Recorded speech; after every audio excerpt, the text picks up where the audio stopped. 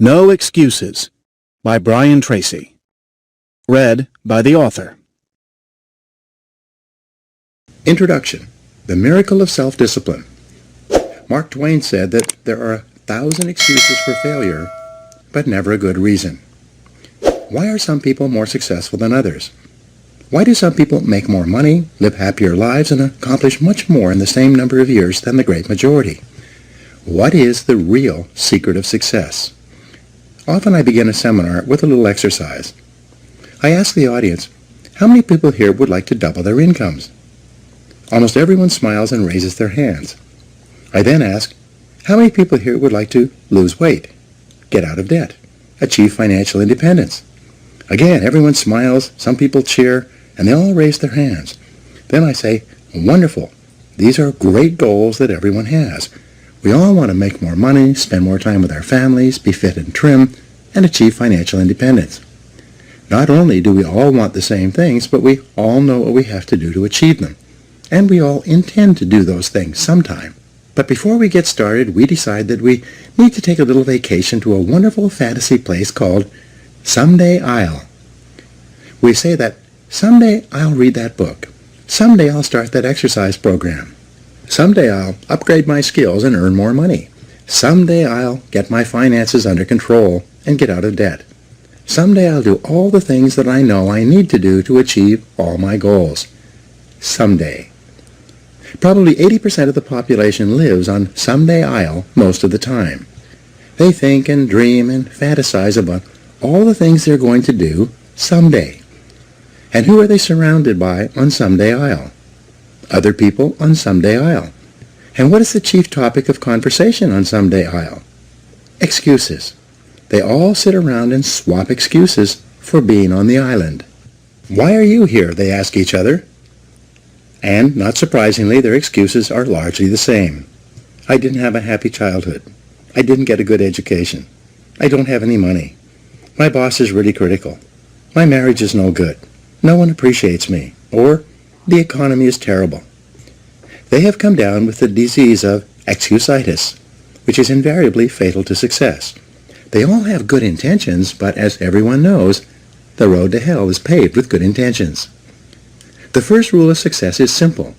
Vote yourself off the island. No more excuses. Do it or don't do it, but don't make excuses. Stop using your incredible brain to think up elaborate rationalizations and justifications for not taking action. Do something. Do anything. Get on with it. Repeat to yourself, if it's to be, it's up to me. Losers make excuses. Winners make progress. Now, how can you tell if your favorite excuse is valid or not? It's simple. Look around and ask, is there anyone else who has my same excuse who is successful anyway? When you ask this question, if you're honest, you'll have to admit that there are thousands and even millions of people who've had it far worse than you, who have gone on to do wonderful things with their lives. And what thousands and millions of other people have done, you can do as well, if you try. It's been said that if people put as much energy into achieving their goals as they spend making up excuses for failure, they would actually surprise themselves. But first, you have to vote yourself off the island. Very few people start off with many advantages. Personally, I did not graduate from high school. I worked at laboring jobs for several years. I had a limited education, limited skills, and a limited future. And then I began asking that question. Why are some people more successful than others? This question changed my life. Over the years, I've read thousands of books and articles on the subjects of success and achievement. It seems that the reasons for these accomplishments have been discussed and written about for more than 2,000 years in every conceivable way. One quality that most philosophers, teachers, and experts agree on is the importance of self-discipline. Discipline is what you must have to resist the lure of excuses. It is self-discipline that enables you to vote yourself off the island. It is the key to a great life, and without it, no lasting success is possible. The development of self-discipline changed my life, and it will change yours as well. By continually demanding more from myself, I became successful in sales and then in management. I caught up on my schooling and took an MBA degree in my 30s, which required thousands of hours of determined study. I imported Suzuki vehicles into Canada before anyone else, set up 65 dealerships, and sold $25 million worth of the vehicles. And this is all after I had started with no knowledge of the industry. What I had, however, was the discipline and determination to learn what I needed to know, and then to apply and do what I needed to do. I got into real estate development with no knowledge or experience, applied the power of discipline, which was then backed by hundreds of hours of work and study. I then went on to build shopping centers, industrial parks, office buildings, and residential subdivisions. With self-discipline, I have built successful businesses in training, consulting, speaking, writing, recording, and distribution. My audio and video programs, books, seminars, and training programs have sold more than $500 million worth in 36 languages in 54 countries. Over the years, I've consulted for more than 1,000 companies and trained more than 5 million people in live seminars and talks. In every case, the practice of self-discipline has been essential to my success. I discovered that you can achieve almost any goal you set for yourself if you have the discipline to pay the price, to do what you need to do, and to never give up. So who should read this book? This book is written for ambitious, determined men and women who want to achieve everything that is possible for them in life. It is written for people who are hungry to do more, to have more, and to be more than they ever have been before. Perhaps the most important insight of all with regard to success is that to achieve greatly, you must become a different person. It is not the material things you accomplish or acquire that matter so much as it is the quality of the person that you must become to accomplish well above the average. The development of self-discipline is the high road that makes everything possible for you. This book will serve as your step-by-step guide to becoming a remarkable person who is capable of making remarkable achievements. A chance encounter reveals the reason for success. Some years ago, I was attending a conference in Washington, D.C. During the lunch break, I was eating at a nearby food fair. The area was crowded, so I sat down at the last open table by myself, even though it was a table for 4. A few minutes later, an older gentleman and a younger woman who appeared to be his assistant came along, carrying trays of food and obviously looking for a place to sit. Having lots of room at my table, I immediately arose and invited the older gentleman to join me.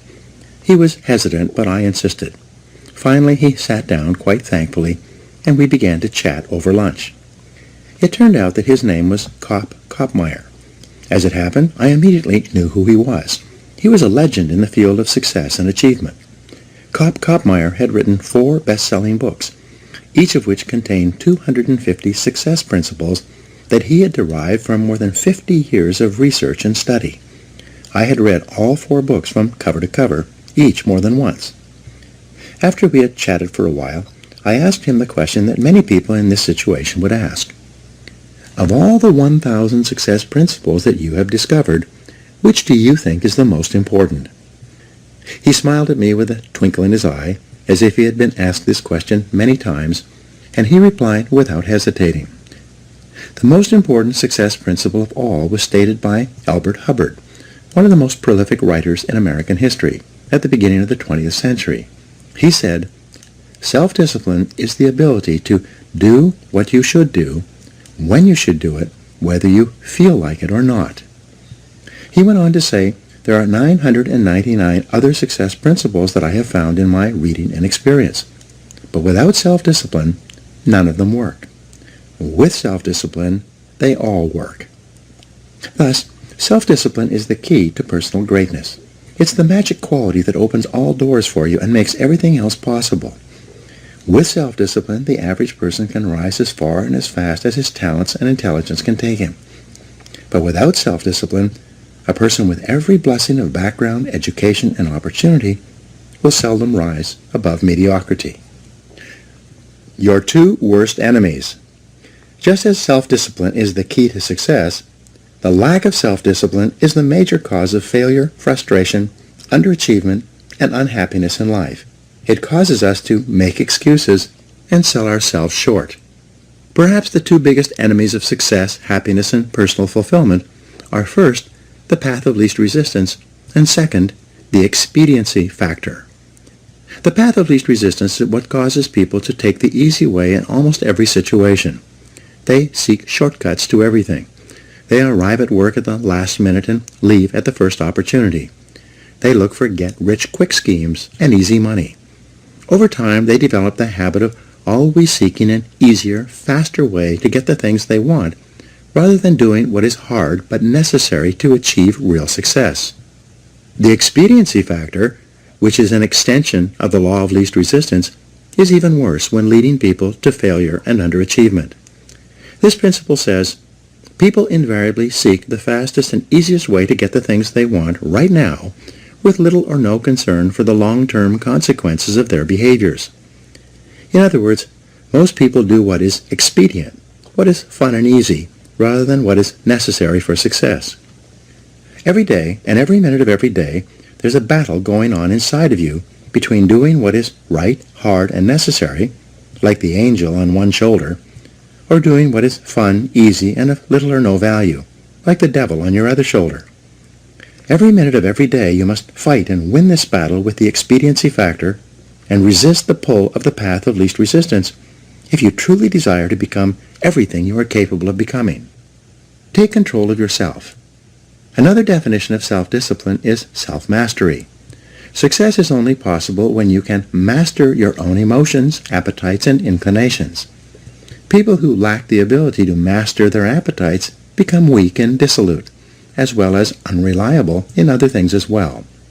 Self-discipline can also be defined as self-control.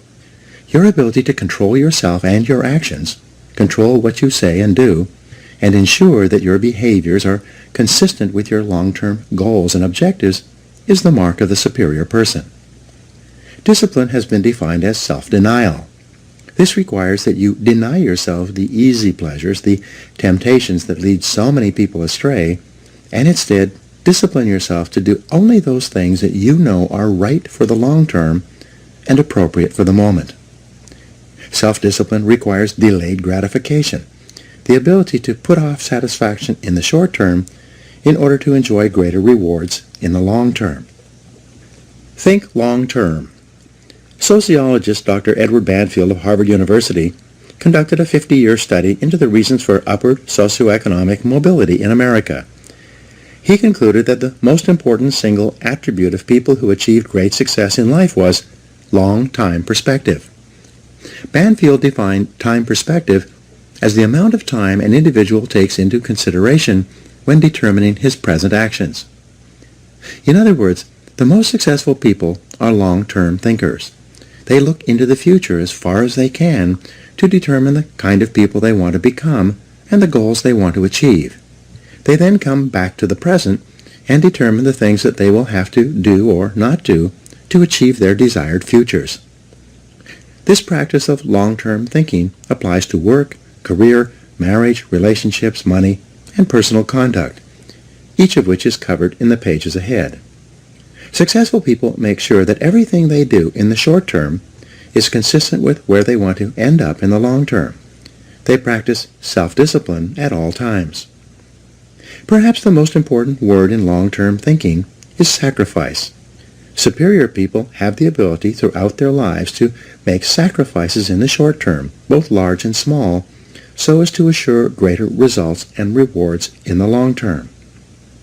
You see this willingness to sacrifice in people who spend many hours and even years preparing, studying, and upgrading their skills to make themselves more valuable so that they can have a better life in the future, rather than spending most of their time socializing and having fun in the present. Longfellow once wrote, "Those heights by great men won and kept were not achieved by sudden flight, but they, while their companions slept, were toiling upward in the night." Your ability to think, plan, and work hard in the short term, and to discipline yourself to do what is right and necessary before you do what is fun and easy, is the key to creating a wonderful life for yourself. Your ability to think long-term is a developed skill. As you get better at it, you become more able to predict with increasing accuracy what is likely to happen to you in the future as the result of your actions in the present. This is a quality of the superior thinker. Short-term gain can cause long-term pain. There are two laws that you fall victim to when you fail to practice self-discipline. The first is called the law of unintended consequences. This law states that the unintended consequences of an action can be far worse than the intended consequences of that behavior because of a lack of long-term thinking. The second law is the law of perverse consequences, which says that a short-term action aimed at immediate gratification can lead to perverse or the opposite consequences from those at which it was aimed. For example, you might make an investment of time, money, or emotion with the desire and intent to be better off and happier as a result. But because you acted without carefully thinking or doing your homework, the consequences of your behavior turned out to be far worse than if you had done nothing at all. Every person has had this experience, and usually more than once. The common denominator of success. Herbert Gray, a businessman, conducted a long-term study searching for what he called the common denominator of success. After 11 years, he finally concluded that the common denominator of success was that successful people make a habit of doing the things that unsuccessful people don't like to do. And what were these things? It turned out that the things that successful people don't like to do are the same things that failures don't like to do either. But successful people do them anyway because they know that this is the price they will have to pay if they want to enjoy greater success and rewards in the future. What Gray found was that successful people are more concerned with pleasing results, whereas failures were more concerned about pleasing methods. Successful, happy people were more concerned with the positive, long-term consequences of their behaviors, whereas unsuccessful people were more concerned with personal enjoyment and immediate gratification. Motivational speaker Dennis Waitley has said that the top people were those who were more concerned with activities that were goal-achieving, whereas average people were more concerned with activities that were tension-relieving. Dinner before dessert. The simplest rule in the practice of self-discipline is to eat dinner before dessert. In a meal, there is a logical order of dishes, and dessert comes last. First, you eat the main courses and clean your plate. Only then do you have dessert. There's a cute but misleading bumper sticker that says, "Life is short, eat dessert first." Just think about what would happen if you came home from work and instead of eating a healthy dinner, you ate a large piece of apple pie with ice cream. What kind of appetite for healthy, nutritious food would you have afterward? With all that sugar in your stomach, how would you feel? Would you feel re-energized and eager to do something productive? Or would you feel tired and sluggish and ready to write off the day as largely finished? You get the same result when you go for a drink or two after work and then come home and turn on the television. These are simply different forms of dessert that largely eliminate your ability to do anything useful for the rest of the evening. Perhaps the worst part of all is that whatever you do repeatedly soon becomes a habit, and a habit once formed is hard to break. The habit of taking the easy way, of doing what is fun and enjoyable, or eating dessert before dinner, becomes stronger and stronger, and it leads inevitably to personal weakness, underachievement, and failure. The habit of self-discipline. Fortunately, you can develop the habit of self-discipline. The regular practice of disciplining yourself to do what you should do, when you should do it, whether you feel like it or not, becomes stronger and stronger as you practice it. You simply refuse to make excuses. Bad habits are easy to form, but hard to live with. Good habits are hard to form, but easy to live with. And, as Goethe said, everything is hard before it's easy. It's hard to form the habits of self-discipline, self-mastery, and self-control, but once you've developed them, they become automatic and easy to practice. When the habits of self-discipline are firmly entrenched in your behavior, you start to feel uncomfortable when you're not behaving in a self-disciplined manner. The best news is that all habits are learnable. You can learn any habit you need to learn in order to become the kind of person that you want to become. You can become an excellent person by practicing self-discipline whenever it's called for. Every practice of self-discipline strengthens every other discipline. Unfortunately, every weakness in discipline weakens your other disciplines as well. To develop the habit of self-discipline, you first make a firm decision about how you will behave in a particular area of activity. You then refuse to allow exceptions until the habit of self-discipline in that area is firmly established. Each time you slip, as you will, you resolve once again to keep practicing self-discipline until it becomes easier for you to behave in a disciplined way than to behave in an undisciplined way. The big payoff. The payoff for developing high levels of self-discipline is extraordinary. There is a direct relationship between self-discipline and self-esteem. The more you practice self-mastery and self-control, the more you like and value yourself.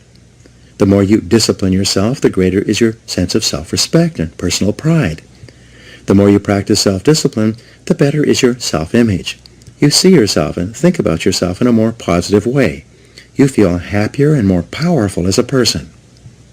The development and maintenance of the habit of self-discipline is a lifelong task, an ongoing battle. It never ends. The temptation to follow the path of least resistance and the expediency factor lurk continually in the back of your mind. They are always waiting for an opportunity to pounce, to lead you astray into doing what is fun, easy, and unimportant, rather than what is hard, necessary, and life-enhancing. Napoleon Hill concluded his best-selling book of the same name by saying that self-discipline is the master key to riches. Self-discipline is the key to self-esteem, self-respect, and personal pride. The development of self-discipline is your guarantee that you will eventually overcome all your obstacles and create a wonderful life for yourself. The ability to practice self-discipline is the real reason why some people are more successful and happy than others. How this book is written. In the pages ahead, I will describe the 21 areas in life in which the practice of self-discipline is vital to fulfilling your full potential and achieving everything that is possible for you. This book is divided into 3 sections for greater ease of use. Part 1 is entitled Self-Discipline and Personal Success. In these 7 chapters, you will learn how to release more and more of your personal potential by practicing self-discipline in every area of your personal life, including setting goals, building character, accepting responsibility, developing courage, and backing everything you do with persistence and determination. In the 7 chapters of Part 2, you will learn how to achieve vastly more than ever before in the areas of business, sales, and personal finance. You learn why and how self-discipline is essential to becoming a leader in your field, to operating a business more profitably, to making more sales, investing more intelligently, and managing your time for maximum results. Finally, in the 7 chapters of Part 3, you will learn how to apply the miracle of self-discipline to your personal life. You will learn how to practice self-discipline in the areas of happiness, health, fitness, marriage, children, friendship, and the attainment of peace of mind. You will learn how to enhance the quality of your life and your relationships in every area. In each chapter, I will show you how you can incorporate higher levels of self-discipline and self-mastery into everything you do. In the pages ahead, you will learn how to take complete control over your own personal and professional development and how to become a stronger, happier, more self-confident person in every area of your life that is important to you. You will learn how to break old habits that may be holding you back and how to develop the habits of self-reliance, self-determination, and self-discipline that will enable you to set and achieve any goal. You'll learn how to take complete control over your mind, your emotions, and your future. When you master the power of self-discipline, you will become unstoppable, like a force of nature. You will never make excuses for not making progress. You will accomplish more in the next few months and years than most people accomplish in a lifetime.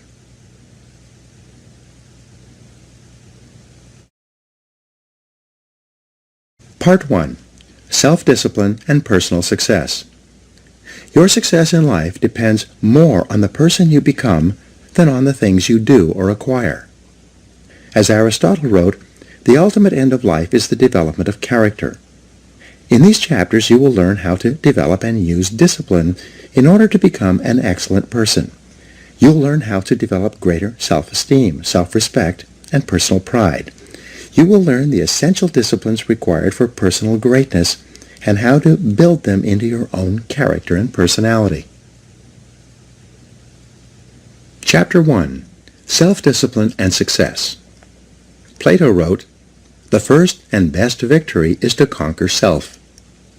Why do some people accomplish so much more in their personal and professional lives than others? This question has occupied some of the very best minds throughout human history. More than 2,300 years ago, Aristotle wrote that the ultimate aim of human life is to be happy. He said that the great question that each of us must answer is, how shall we live in order to be happy? Your ability to ask and answer that question correctly for yourself, and then to follow where your answer leads you, will largely determine whether you achieve your own happiness and how soon. Begin with your own personal definition. How do you define success? If you could wave a magic wand and make your life perfect in every way, what would it look like? Describe your ideal life. If your business, work, and career were ideal in every way, what would they look like? What would you be doing? What sort of a company would you work for? What position would you have? How much money would you earn? What kind of people would you work with? And especially, what would you need to do more or less of to create your perfect career? If your family life were perfect in every way, what would it look like? Where would you live? And how would you be living? What kind of a lifestyle would you have? What sort of things would you want to have and do with the members of your family? If you had no limitations, and you could wave a magic wand, in what ways would you change your family life today? If your health were perfect, how would you describe it? How would you feel? How much would you weigh? How would your levels of health and fitness be different from what they are today? Most of all, what steps could you take immediately to begin moving toward your ideal levels of health and energy? If your financial situation were ideal, how much would you have in the bank? How much would you be earning each month and each year from your investments? If you had enough money so that you never had to worry about finances again, how much would that be? And what steps could you take starting today to create your ideal financial life? Do your own thing. A popular definition of success is being able to live your life in your own way, doing only those things that you want to do with the people who you choose in the situations you desire. In each case, when you begin to define what success means to you, you can immediately see things that you should be doing more of or less of in order to begin creating your ideal life. And the biggest thing that holds you back from moving in the direction of your dreams is usually a lack of self-discipline and your favorite excuses. It's not that you don't know what to do, but rather that you don't have the discipline to make yourself do what you should do, whether you feel like it or not. Join the top 20%. In our society, the top 20% of people earn 80% of the money and enjoy 80% of the riches and rewards. This Pareto principle has been proven over and over again since it was first formulated in 1895 by Vilfredo Pareto. Your first goal in your career should be to get into the top 20% in your chosen field. In the 21st century, there's a premium on knowledge and skill. The more knowledge you acquire and the greater skill that you apply, the more competent and valuable you become. As you get better at what you do, your income earning ability increases like compound interest. Unfortunately, the majority of people, the bottom 80%, make little or no effort to upgrade their skills.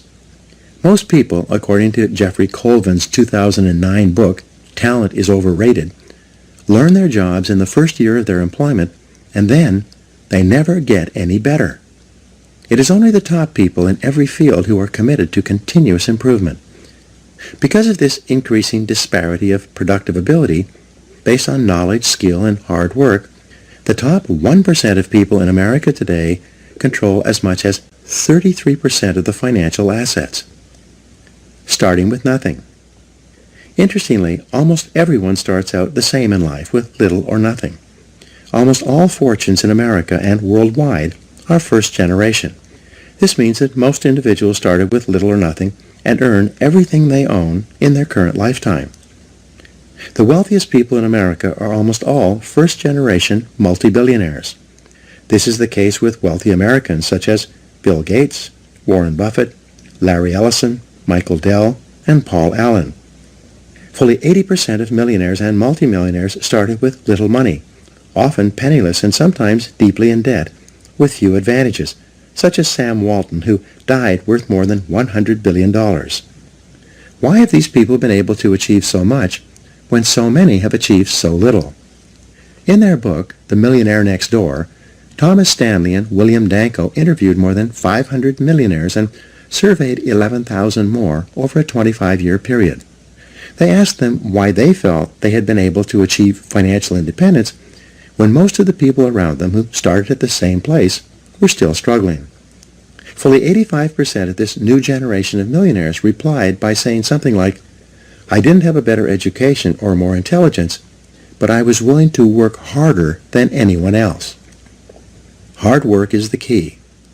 The indispensable requirement for hard work is self-discipline. Success is only possible when you can overcome the natural tendency to cut corners and take the easy way.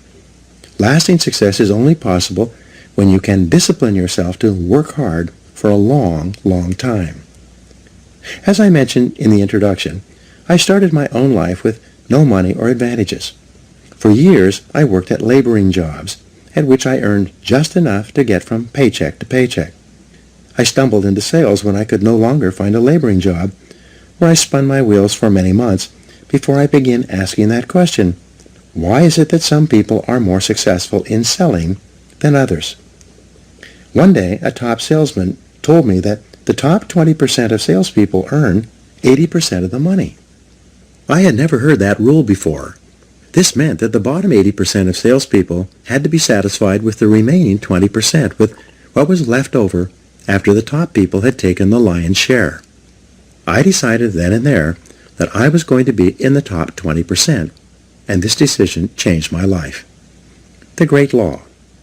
Then I learned the iron law of the universe, which made getting into the top 20% possible. It was the law of cause and effect, or sowing and reaping. This law says that for every effect there is a specific cause or series of causes. This law says that if you want to achieve success in any area, you must determine how success is achieved in that area, and then practice those skills and activities repeatedly until you achieve the same results. Here's the rule. If you do what other successful people do over and over again, nothing can stop you from eventually enjoying the same rewards that they do. But if you don't do what successful people do, nothing can help you. The law of sowing and reaping from the Old Testament is a variation of the law of cause and effect. It says that, "Whatsoever a man soweth, that also shall he reap."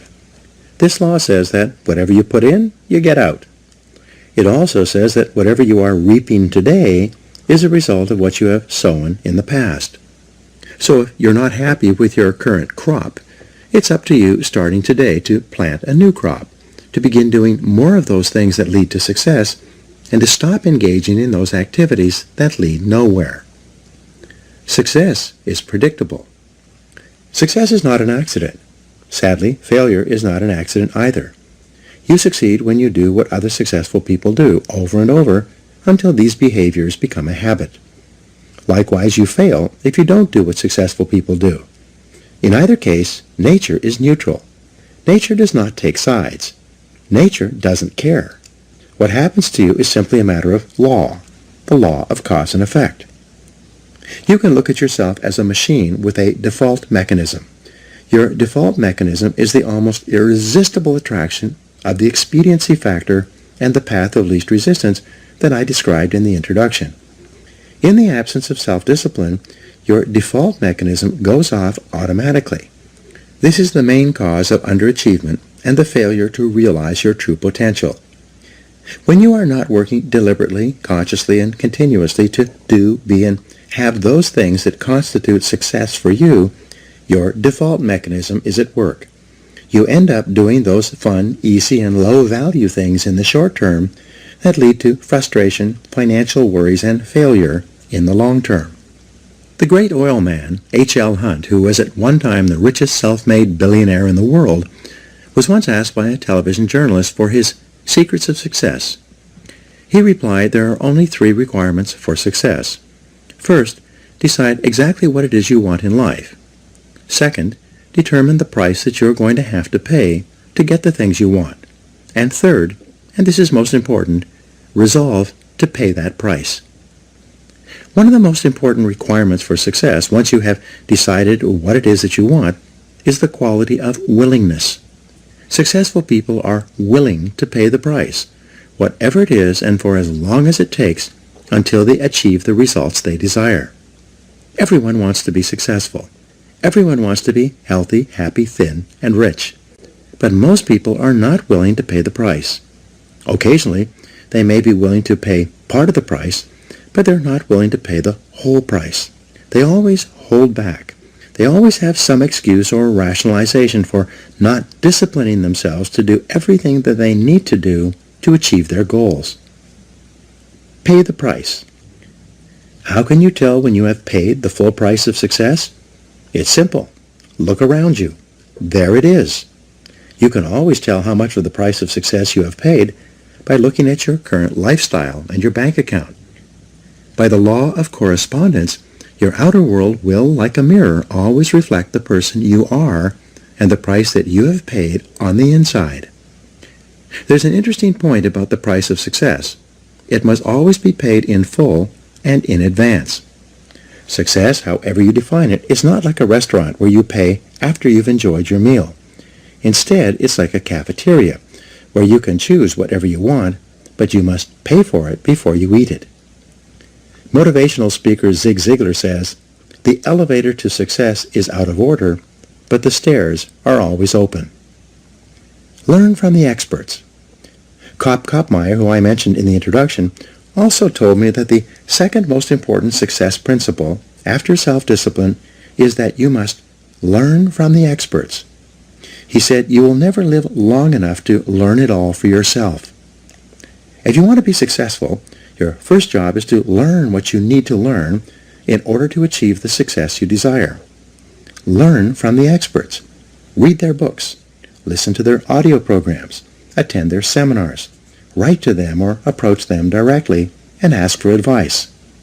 Sometimes one idea is all you need to change the direction of your life. Let me give you an example of what I mean. Some years ago, I was referred by a friend to an excellent dentist. I learned later that he had a superb reputation. He was called the dentist's dentist. He was the dentist that the other dentists went to when they needed excellent dental work. He told me that he attended every major dental conference that he could. When he was there, he attended every session, listening to dentists from all over the country and all over the world discuss the latest breakthroughs in dental technology. One week, at great sacrifice in time and money, he attended an international dental conference in Hong Kong.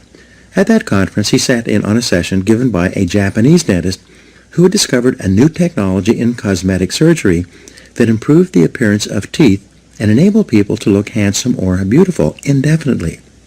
He returned to San Diego and immediately began using the new technique in his practice.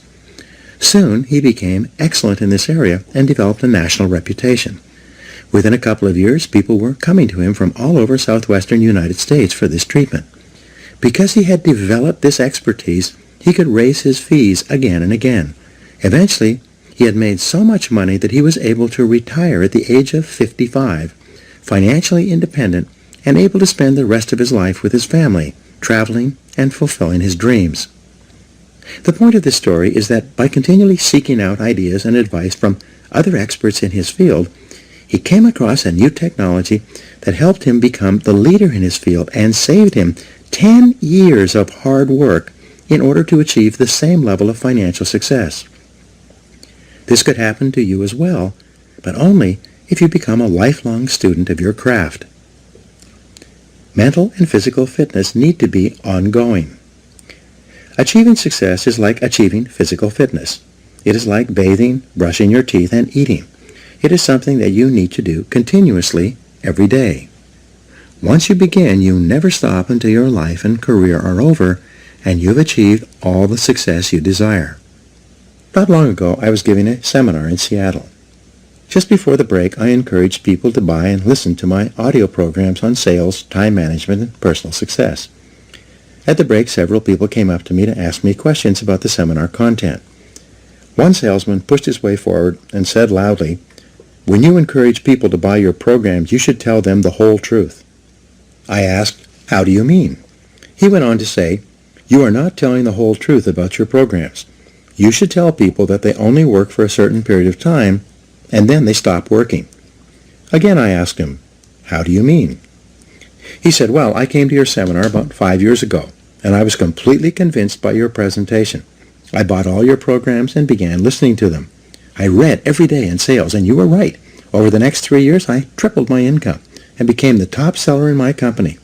But then, my income flattened out and has not increased at all over the last 2 years. The fact is that your materials stop working after a certain point." I then asked him in front of all these other people, "What happened to you 2 years ago when your income flattened out and stopped increasing?" He searched his memory, thought for a while, and said, "Well, I was selling so much that I was hired away by another company. Ever since I started my new job, my income has remained flat." I asked him, "What did you do differently in your new job in comparison with your previous job?" He started to answer, and then he stopped. A shocked look came over his face. Finally, he replied, "Oh my gosh, I stopped doing it. When I changed jobs, I stopped reading in sales. I stopped listening to audio programs. I stopped attending seminars. I stopped doing it." He walked away, shaking his head, muttering to himself, "I stopped doing it. I stopped doing it. I stopped doing it." Becoming an expert in your field, continually upgrading your skills, which I will talk about in Chapter 5, is like physical fitness. If you stop exercising for any period of time, you don't maintain your fitness at the same level. You begin to decline. Your body and your muscles become softer and weaker. You lose your strength, flexibility, and stamina. In order to maintain them, you must keep working at them every day, every week, and every month. Become all you can be. There's an even more important reason for you to practice the self-discipline that leads onward and upward to the great successes that are possible for you. The practice of self-discipline enables you to change your character, to become a stronger and better person. The exercise of self-discipline has a powerful effect on your mind and emotions, developing you into a different person from the one that you would have been without self-discipline. Imagine yourself in a chemistry lab. You mix a series of chemicals in a Petri dish and put it over a Bunsen burner. The Bunsen burner heats the chemicals to the point at which they crystallize and become hardened. But once you've crystallized these chemicals using intense heat, they cannot be transformed back into liquid form. In the same way, your personality begins like a liquid, soft, fluid, and formless. But as you apply the heat of self-discipline, as you exert yourself to do what is hard and necessary rather than what is fun and easy, your personality crystallizes and hardens at a higher level as well. The greatest benefit you enjoy from exerting self-discipline in the pursuit of your goals is that you become a different person. You become stronger and more resolute. You develop greater self-control and determination. You actually shape and strengthen your personality and transform yourself into a better person. The rule is that to become someone that you have never been before, you must do something that you have never done before. This means that to develop a superior character, you must exert ever higher levels of self-discipline and self-mastery on yourself. You must do the things that average people don't like to do. Another success principle is that to achieve something that you've never achieved before, you must learn and practice qualities and skills that you've never had before. By practicing self-discipline, you become a new person. You become better, stronger, and more clearly defined. You develop higher levels of self-esteem, self-respect, and personal pride. You move yourself up the ladder of human evolution and become a person of higher character and resolve. Success is its own reward. The wonderful thing about the achievement of success is that every step in that direction is rewarding in itself. Each step you take toward becoming a better person and accomplishing more than you ever have before makes you feel happier, more confident, and more fulfilled. You've heard it said that nothing succeeds like success. What this means is that the greatest reward of success is not the money you make, but rather the excellent person you become in the process of striving toward success and exerting self-discipline every time it's required. In the next chapter, I will explain to you how you can become the truly excellent person you are capable of becoming. Now, Here are some action exercises. Take out a pen right now and write down your answers to the questions below. 1. If your work life and career were ideal, what would they look like? What one discipline could you develop that would help you to achieve it? 2. If your family life were ideal, what would it look like? And what one discipline would help you the very most to make it a reality? 3. If your health were perfect in every way, what discipline would you have that would make that possible? 4. If your financial situation were ideal today, what one discipline would you have that would help you the most? 5. Why aren't you already as successful as you would like to be? And what one discipline would help you the most to achieve all your goals? 6.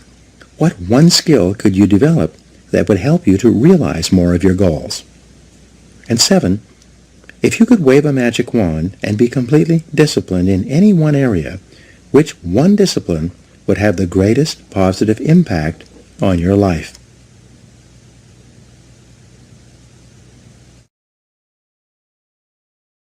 Chapter 2. Self-Discipline and Character. Henry Ward Beecher wrote, "Hold yourself responsible for a higher standard than anyone else expects of you. Never excuse yourself, never pity yourself. Be a hard master to yourself, and be lenient to everyone else." The development of character is the great business of life. Your ability to develop a reputation as a person of character and honor is the highest achievement of both social and business life. Ralph Waldo Emerson wrote, "What you do speaks so loudly that I cannot hear a word you say." The person you are today, your innermost character, is the sum total of all your choices and decisions in life up to this date.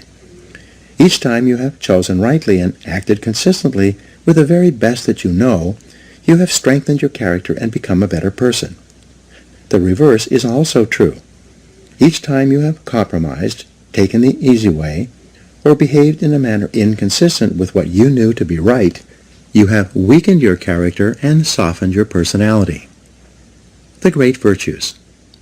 There are a series of virtues or values that are usually possessed by a person of character.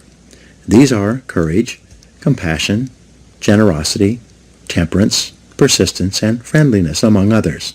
We'll talk about some of these in Part 3 of this book. Coming before all these values, however, is the most important one of all when determining the depth and strength of your character: integrity.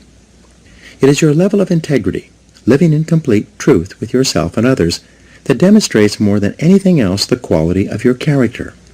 In a way, integrity is actually the value that guarantees all the other values.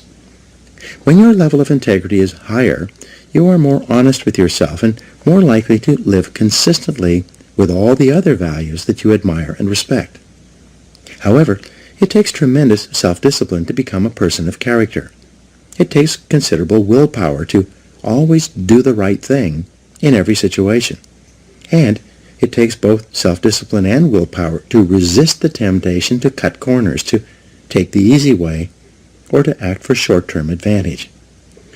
All of life is a test to see what you are really made of deep down inside.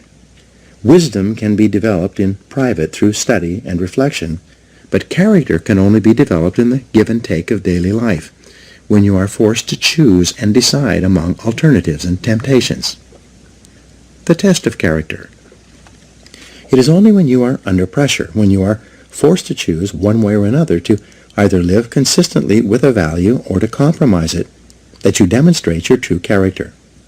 Emerson also said, "Guard your integrity as a sacred thing. Nothing at last is sacred except the integrity of your own mind."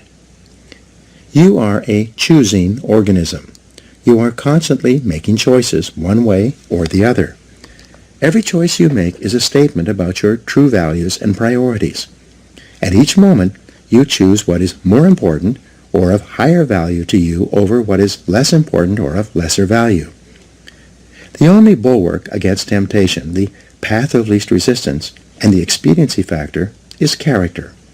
The only way you can develop your full character is by exerting your willpower in every situation when you are tempted to do what is easy and expedient rather than what is correct and necessary. The big payoff. The payoff for becoming a person of character, for exercising your willpower and self-discipline to live consistently with the very best that you know, is tremendous. When you choose the higher value over the lower, the more difficult over the easy, the right over the wrong, you feel good about yourself. Your self-esteem increases. You like and respect yourself more. You have a greater sense of personal pride. In addition to feeling excellent about yourself when you behave with character, you also earn the respect and esteem of all the people around you. They will look up to you and admire you. Doors will be opened for you. People will help you. You'll be paid more, promoted faster, and given even greater responsibilities. As you become a person of honor and character, opportunities will appear all around you. On the other hand, you can have all the intelligence, talent, and ability in the world, but if people do not trust you, you will never get ahead. People will not hire you, and if they do, they will de-hire you as soon as possible. Financial institutions will not lend you money. Because birds of a feather flock together, the only associates, never friends, you will ever have will be other people of questionable character. Furthermore, since the people you associate with have a major effect on your attitude and personality, you make or break your entire life with the quality of your character or the lack thereof. The development of character.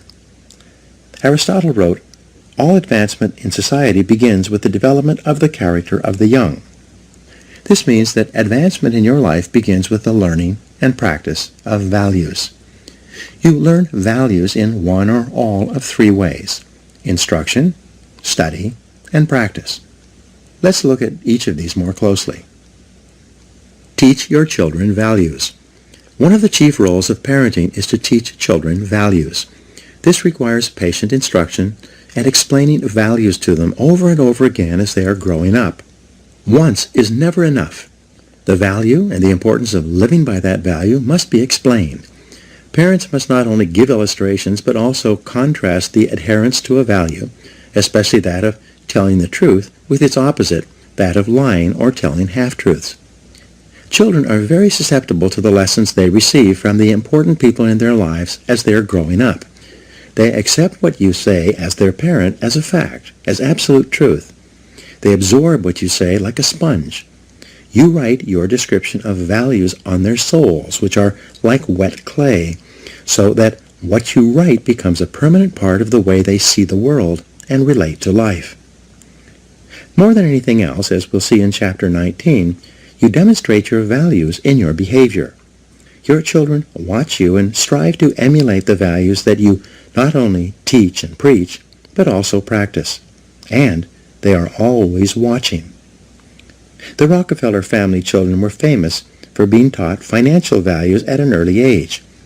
Even though their father was one of the richest men in America, the children were given tasks and chores to perform before they received their allowances. They were then instructed on how to spend their allowances, how to save, how much to give to charity, and how much to invest. As a result, they grew up to become successful businessmen and statesmen, unlike children who had grown up in wealthy homes who were seldom disciplined in money matters. Study the values you admire. You learn values by studying them closely. The law of concentration says that whatever you dwell upon grows and increases in your life.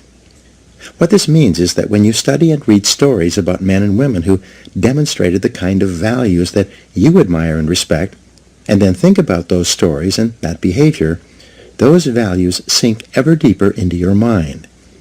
Once these values are programmed into your subconscious, they create a propensity within you to behave consistently with those values when the situation requires them. For example, in military training, soldiers are continually told stories of courage, obedience, discipline, and the importance of supporting their fellow soldiers. The more they hear these stories, discuss them, and think about them, the more likely they are to behave consistently with these values when they are under the pressure of actual combat. The core value or virtue of character is truth. Whenever you tell the truth, however inconvenient it may be at the time, you feel better about yourself and you earn the respect of the people around you. One of the highest accolades you can pay another person is to say that he or she always tells the truth. Emulate the people you most admire. Much of your character is determined by the people you most admire, both living and dead. Who are they? Looking over your life and history, make a list of the people whom you most admire, and next to their names, write out the virtues or values that they most represent to you. If you could spend an afternoon with anyone, living or dead, what one person would you choose? Why would you choose that person? What would you talk about during your afternoon together? What questions would you ask, and what would you want to learn?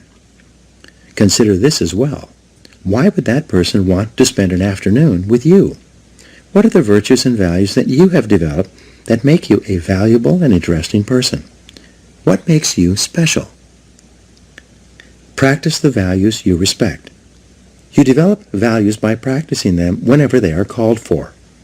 As the Roman Stoic philosopher Epictetus said, "Circumstances do not make the man, they merely reveal him to himself."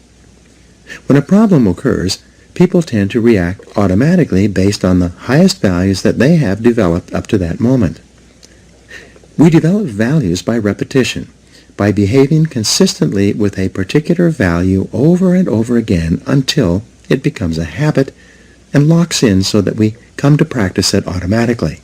Men and women with highly developed characters behave in a manner consistent with their highest values, and they do so without thought or hesitation. There's no question in their minds about whether or not they are doing the right thing. The structure of personality. The psychology of character involves the three parts of your personality: your self-ideal, your self-image, and your self-esteem. Your self-ideal is that part of your mind composed of your values, virtues, ideals, goals, aspirations, and your idea of the very best person that you could possibly be. In other words, your self-ideal is composed of those values that you most admire in others and most aspire to possess in yourself. The most important part of your self-ideal is summarized in the word clarity. Superior people are those who are absolutely clear about who they are and what they believe. They have complete clarity about the values they believe in and what they stand for. They are not confused or indecisive. They are firm and resolute when it comes to any decision in which a value is involved. On the other hand, weak and irresolute people are fuzzy and unclear about their values. They have only a vague notion of what is right or wrong in any situation. As a result, they take the path of least resistance and act expediently. They do whatever seems to be the fastest and easiest thing to get what they want in the short term, giving little or no consideration or concern about the consequences of their acts. The evolution of character. In biology, life forms are categorized from the least to the most complex, from single-celled plankton all the way up to the increasingly complex spectrum of life to the human being.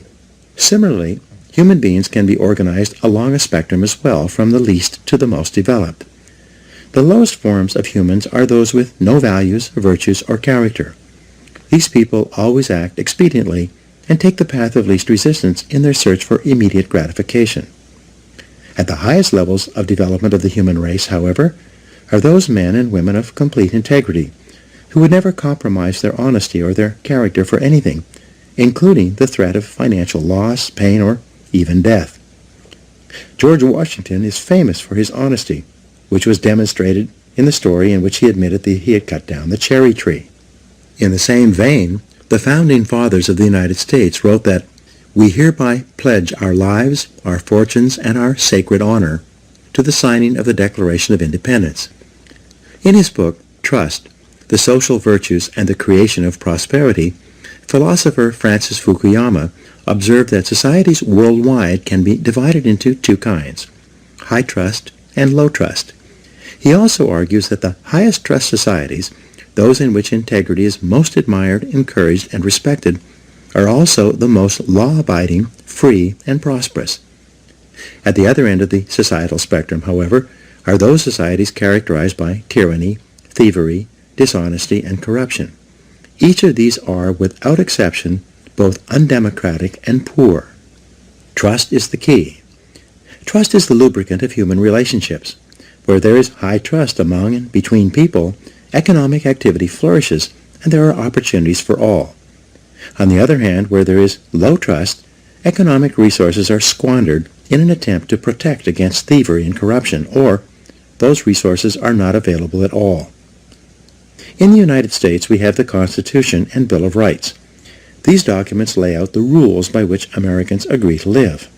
They create the structure of our government and guarantee our rights. But they assume that our elected representatives will be men and women of honor, committed to protecting and defending those rights.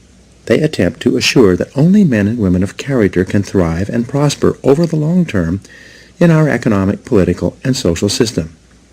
They aim to assure that in most cases, only men and women of character can rise to high positions in society.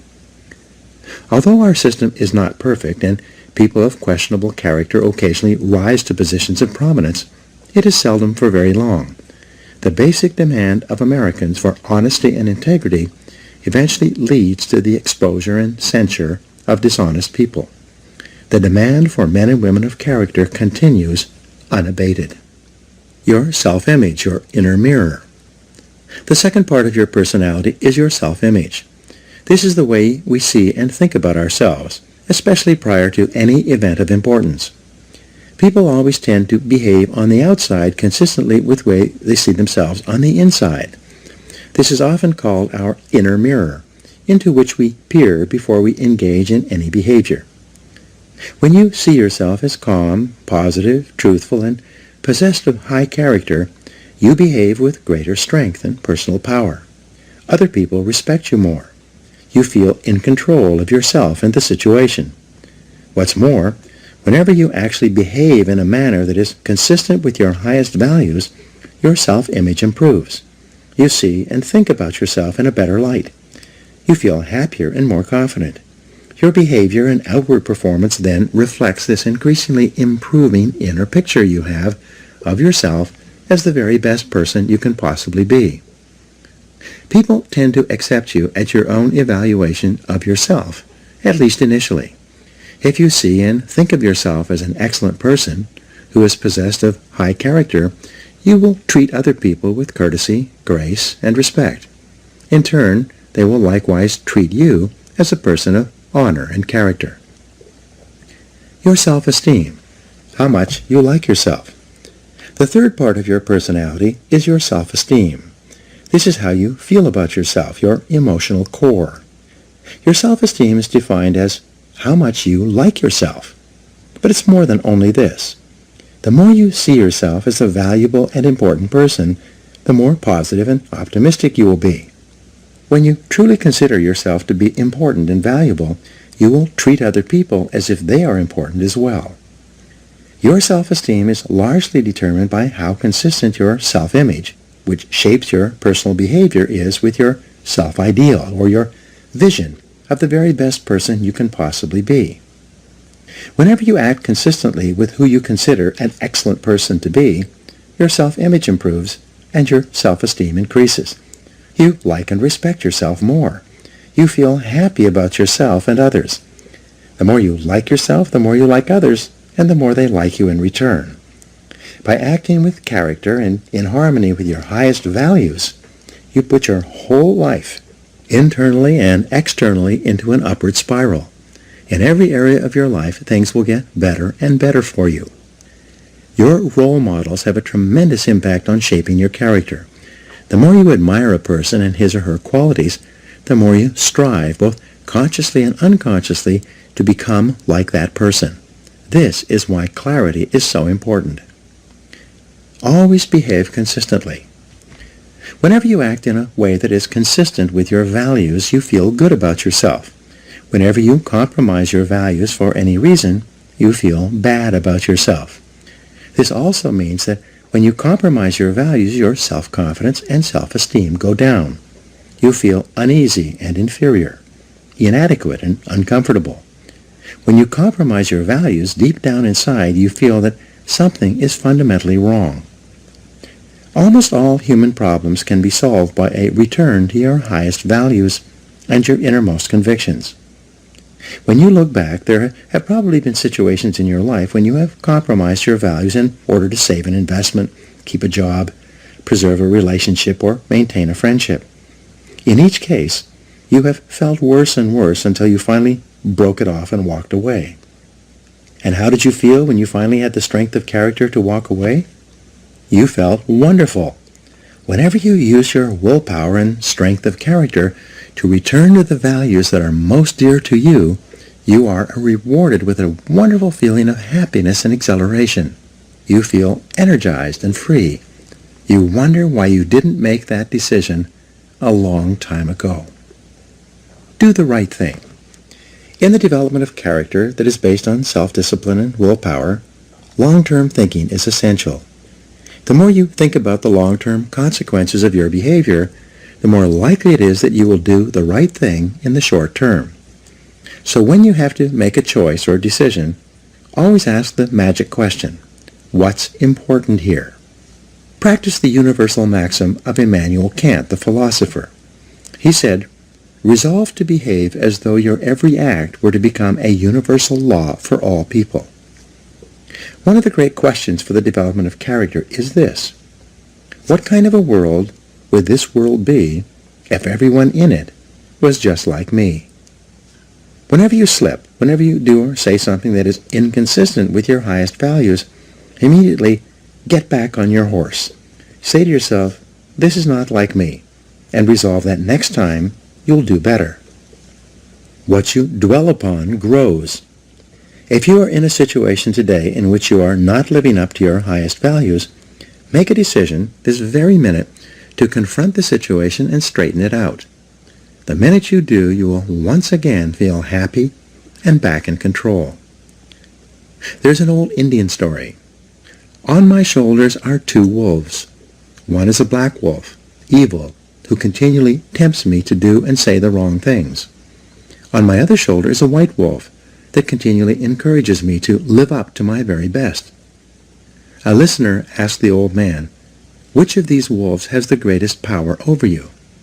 The old man replied, the one I feed. By the law of concentration, whatever you dwell upon grows and increases in your life. When you think and talk about the virtues and values that you most admire and respect, you therefore program those values deeper and deeper into your subconscious until they begin to operate automatically in every situation. Whenever you exercise your self-discipline and willpower to live your life consistently with those values that you most aspire to be known for, you begin to move rapidly along the path to becoming an excellent person. Now here are some action exercises for you. Take out a sheet of paper and write out your answers to these questions. 1. Name 3 people, living or dead, who you most admire, and describe one quality of each of them that you respect. 2. Determine the most important virtue or quality in your life that you strive the most to practice or emulate. 3. Identify those situations in which you feel the most confident, in which you feel like the very best person you could possibly be. 4. What situations give you your greatest feelings of self-esteem and personal worth? 5. If you are already an excellent person in every respect, how would you behave differently from today onward? 6. What one quality would you like people to think of when your name is mentioned, and what could you do to ensure this happens? 7. In what one area do you need to be more truthful and practice higher levels of integrity than you do today? Whatever your answers, write them down, and then begin to practice them.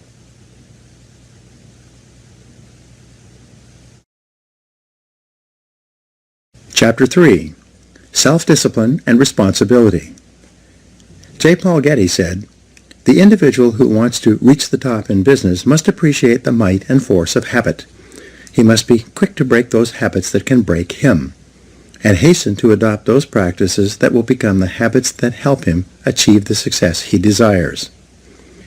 Your ability and willingness to discipline yourself to accept personal responsibility for your life is essential to happiness, health, success, achievement, and personal leadership.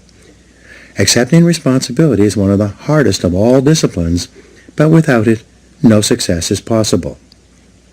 The failure to accept responsibility and the attempt to foist responsibility for things in your life that make you unhappy onto other people, institutions, and situations completely distorts cause and effect, undermines your character, weakens your resolve, and diminishes your humanity. It leads to making endless excuses. My great revelation. When I was 21, I was living in a tiny apartment and working as a construction laborer. I had to get up at 5 a.m. so that I could take 3 buses to work in order to be there by 8 a.m. I didn't get home until 7 p.m., tired out from carrying construction materials all day. I was making just enough money to get by, and I had no car, almost no savings, and just enough clothes for my needs. I had no radio or television.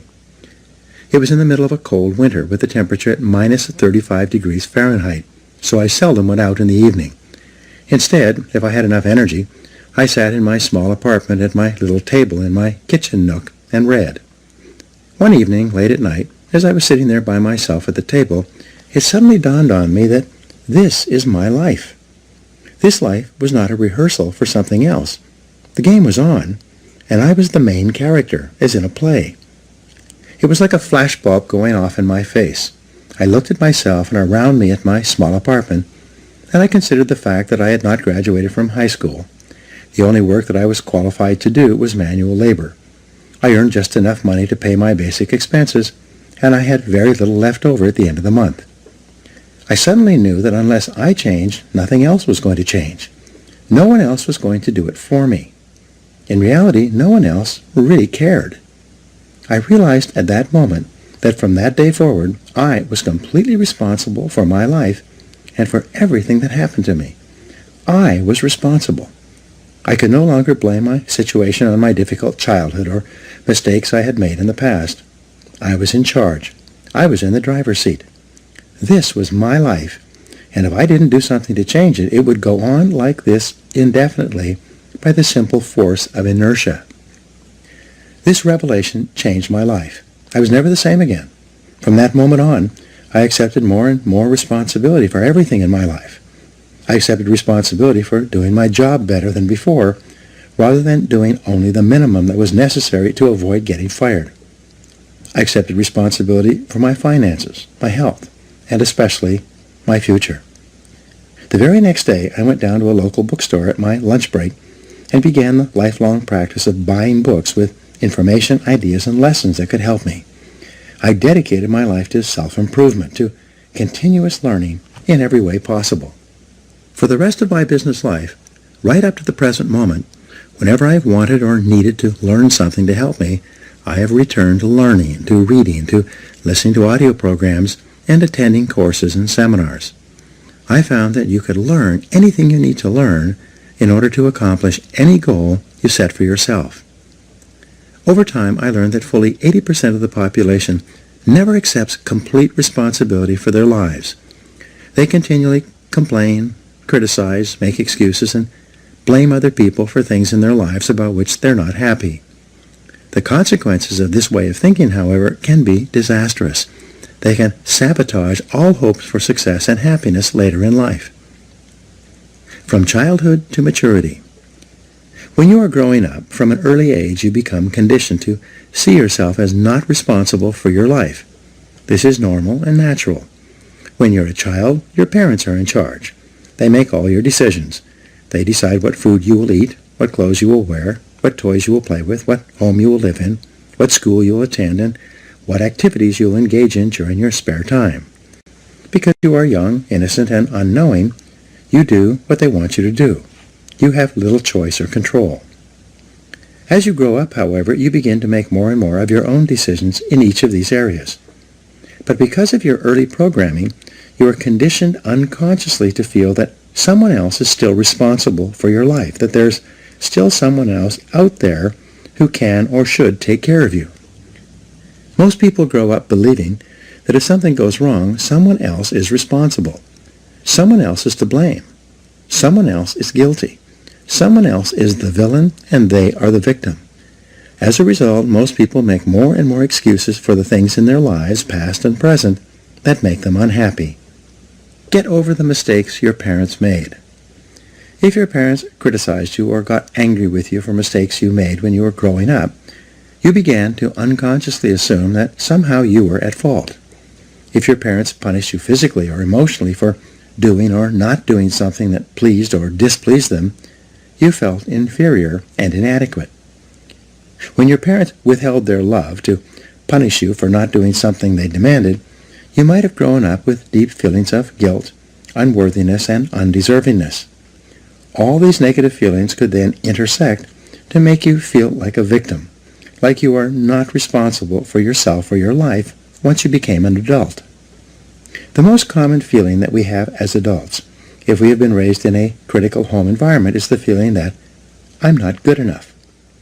Because of this feeling, we compare ourselves unfavorably to others. We think that other people who seem to be happier or more confident are better than us. We develop feelings of inferiority. This can become an emotional trap. The fatal fallacy. If we think for any reason that others are better than us, we unconsciously assume that we must be worse than they are. If they are worth more than we are, we assume that we must be worth less.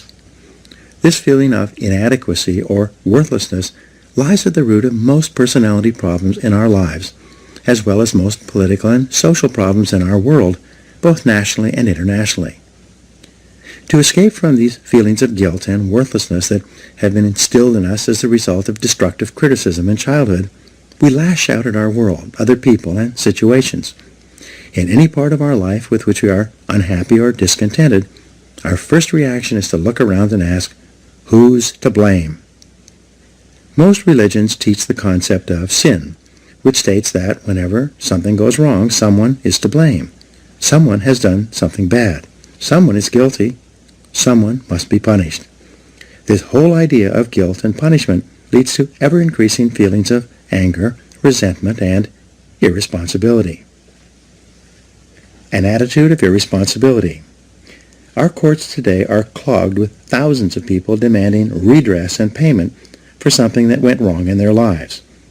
Backed up by ambitious plaintiff lawyers, people go to court demanding compensation, even if they themselves are completely at fault for what happened, especially if they are at fault. People don't want to accept responsibility. People spill hot coffee on themselves and sue the fast food restaurant that sold them the coffee in the first place. People get drunk and drive off the road and then turn around and sue the manufacturer of the 15-year-old car they were driving. People climb up on a stepladder and lean over too far, falling to the ground. They then sue the ladder manufacturer for their injury. In each case, people are attempting to escape responsibility for their own behaviors by blaming someone else, making excuses, and then demanding compensation. Eliminating negative emotions. The common denominator of all people is the desire to be happy. In its simplest terms, happiness arises from the absence of negative emotions. Where there are no negative emotions, all that is left is positive emotions. Therefore, the elimination of negative emotions is your great business in life if you truly wish to be happy. There are dozens of negative emotions. Although the most common are guilt, resentment, envy, jealousy, fear, and hostility, they all ultimately boil down to a feeling of anger, directed either inward or outward. Anger is directed inwardly when you bottle it up rather than expressing it constructively to others. Anger is directed outwardly when you criticize or attack other people. Psychosomatic illness. Negative emotions are the major causes of psychosomatic illness. This occurs when the mind, psycho, makes the body, soma, sick. Negative emotions, especially as expressed in the form of anger, weaken your immune system and make you susceptible to colds, flu, and other diseases. Uncontrolled bursts of anger can actually bring about heart attacks, strokes, and nervous breakdowns. Here's the great discovery. All negative emotions, especially anger, depend for their very existence on your ability to blame someone or something else for something in your life that you're not happy about. It takes tremendous self-discipline to refrain from blaming others for our problems. It takes enormous self-control to refuse to make excuses. It takes tremendous self-discipline for you to accept complete responsibility for everything you are, everything you become, and everything that happens to you. Even if you are not directly responsible for something that happens, like Hurricane Katrina, you are responsible for your responses, for what you do and say from that moment forward.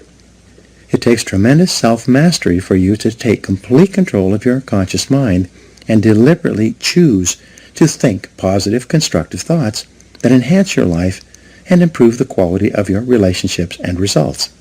But the payoff of this form of positive thinking is tremendous. Blaming is easy. By following the path of least resistance, the easiest and most mindless behavior of all is for a person to lash out and blame someone else anytime anything goes wrong for any reason. People who develop the habit of automatically blaming often become angry at things. Blaming inanimate objects when they do not function as expected is so silly that it almost becomes a mild form of insanity. People become angry at doors that stick. They swear at tools that they are using when they themselves make a mistake. They get mad when their car doesn't start. Even if it is an inanimate object, if it doesn't work perfectly, then the thing must be to blame. People will often kick a car that they are mad at or a box that they tripped over. The antidote to negative emotions. The fastest and most dependable way to eliminate negative emotions is to immediately say, I am responsible. Whenever something happens that triggers anger or a negative reaction of any kind, quickly neutralize the feelings of negativity by saying, I am responsible. The law of substitution says that you can substitute a positive thought for a negative one. Since your mind can only hold one thought at a time, when you deliberately choose the positive thought, I am responsible, you cancel out any other thought or emotion at that moment. It is not possible to accept responsibility and remain angry at the same time. It's not possible to accept responsibility and experience negative emotions. It's not possible to accept responsibility without becoming calm, clear, positive, and focused once more.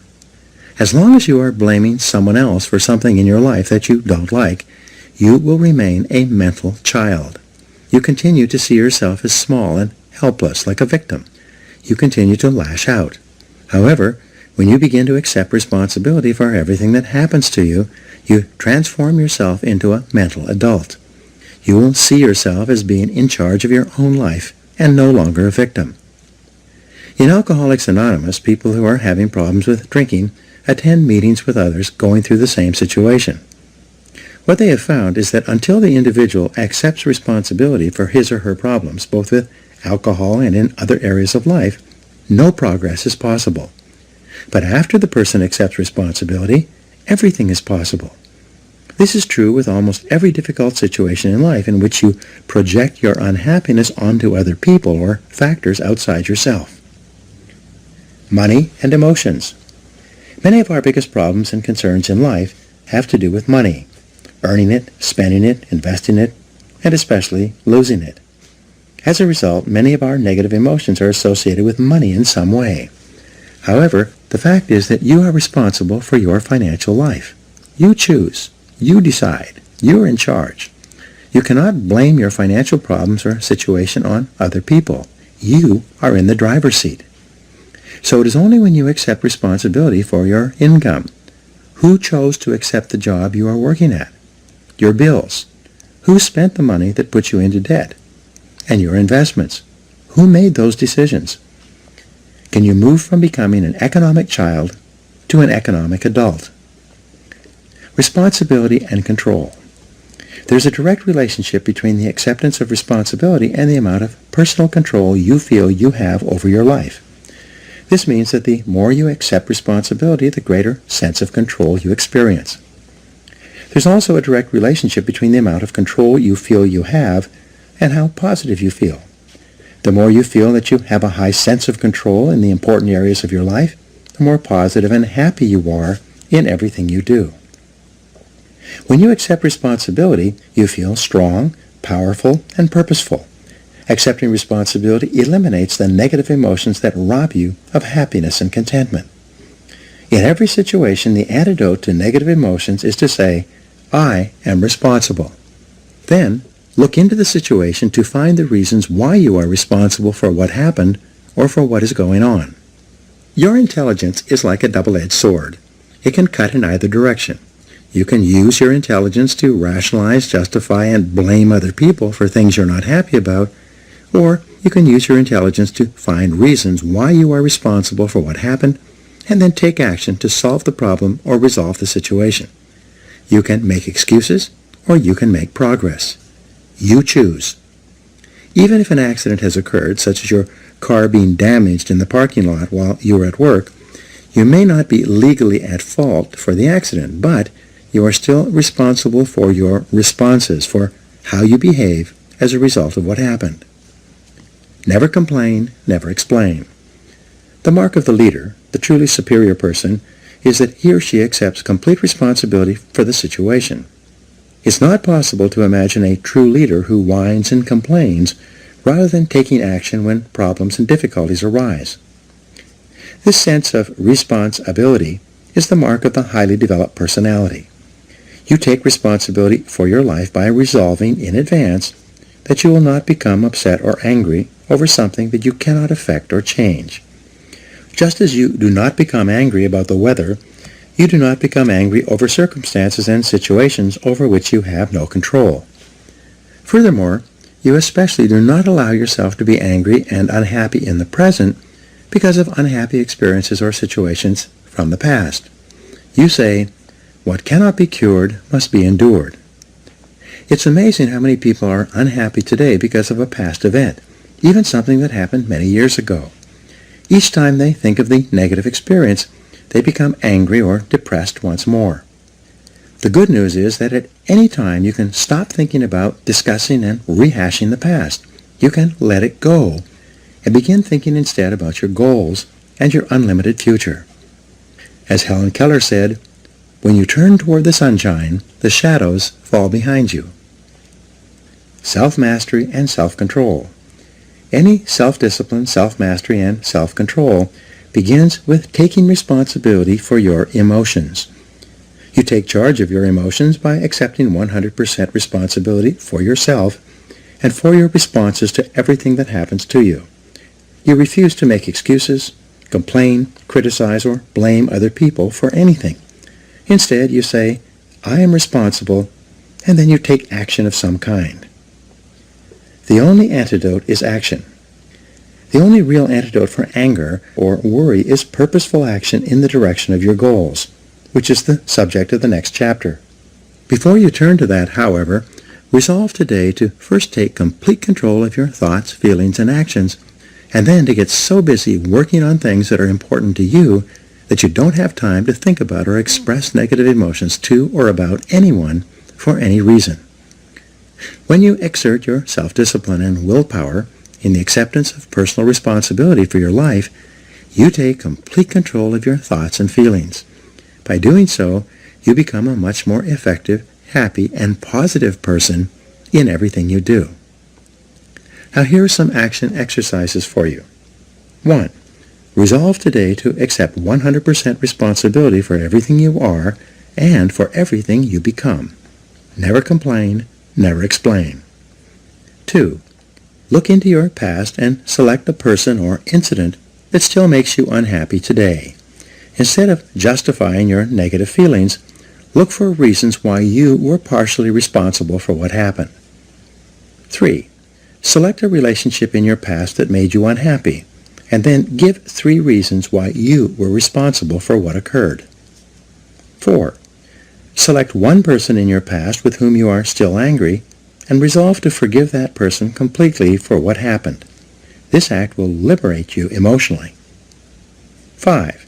Accept complete responsibility for your financial situation and refuse to blame any financial problems on anyone else. Now, what steps are you going to take to resolve that situation? 6. Accept complete responsibility for your family situation with each person, and then take immediate action to improve your relationships wherever there may be problems. And number 7, accept 100% responsibility for your health. Resolve today to do or stop doing whatever is necessary for you to attain excellent all-around health.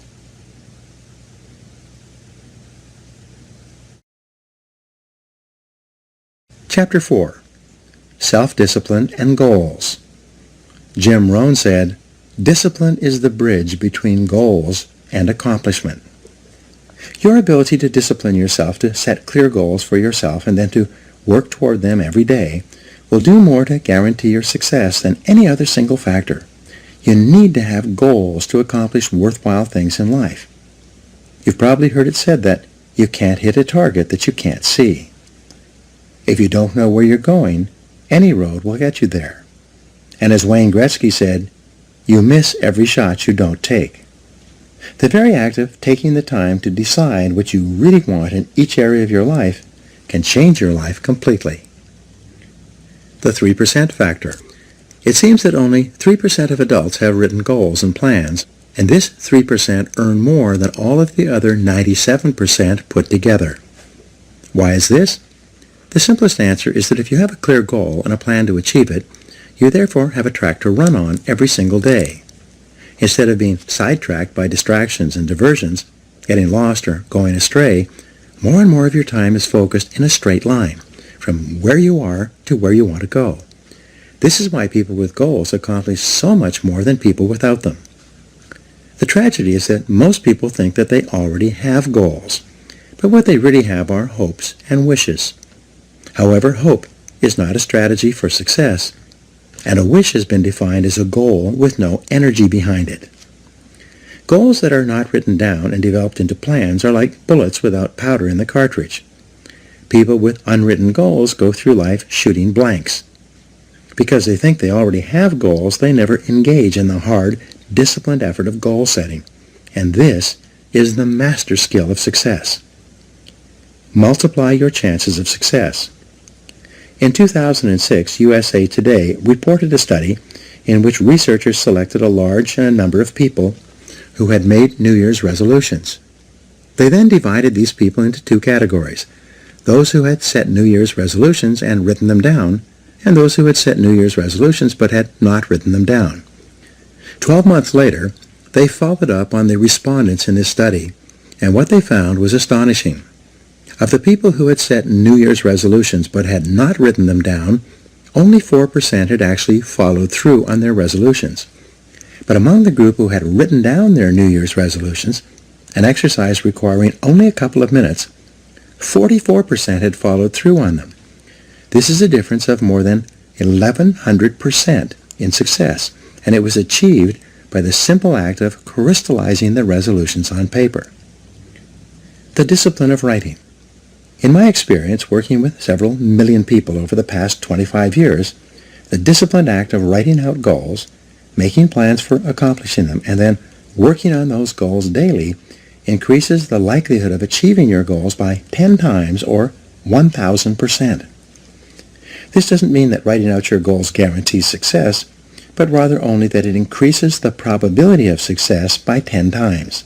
These are very good odds to have working in your favor, especially when there is no cost or risk involved in putting pen to paper. Just a little time. Writing is called a psychoneuromotor activity. The act of writing forces you to think and concentrate. It forces you to choose what is more important to you and your future. As a result, when you write down a goal, you impress it into your subconscious mind, which then goes to work 24 hours a day to bring your goal to reality. Sometimes I tell my seminar audiences, only 3% of adults have written goals, and everyone else works for those people. In life, you either work to achieve your own goals or you work to achieve the goals of someone else. Which is it going to be? Success versus failure mechanisms. Your brain has both a success mechanism and a failure mechanism. The failure mechanism is the temptation to follow the undisciplined path of least resistance, to do what is fun and easy rather than what is hard and necessary. Your failure mechanism operates automatically throughout your life, which is the major reason why most people fail to fulfill their individual potentials. While your failure mechanism functions automatically, your success mechanism is triggered by a goal. When you decide on a goal, you override your failure mechanism and can help you change the direction of your life.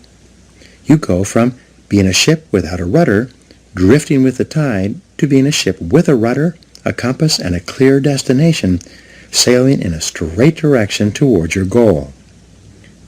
The power of goals. A client of mine recently told me an interesting story. He said that he had attended one of my seminars in 1994 where I spoke about the importance of writing down goals and making plans for accomplishing them. At that time, he was 35 years old, selling cars for a dealership in Nashville and earning about $50,000 a year. He told me that that day changed his life. He began writing out his goals and plans and working on them daily.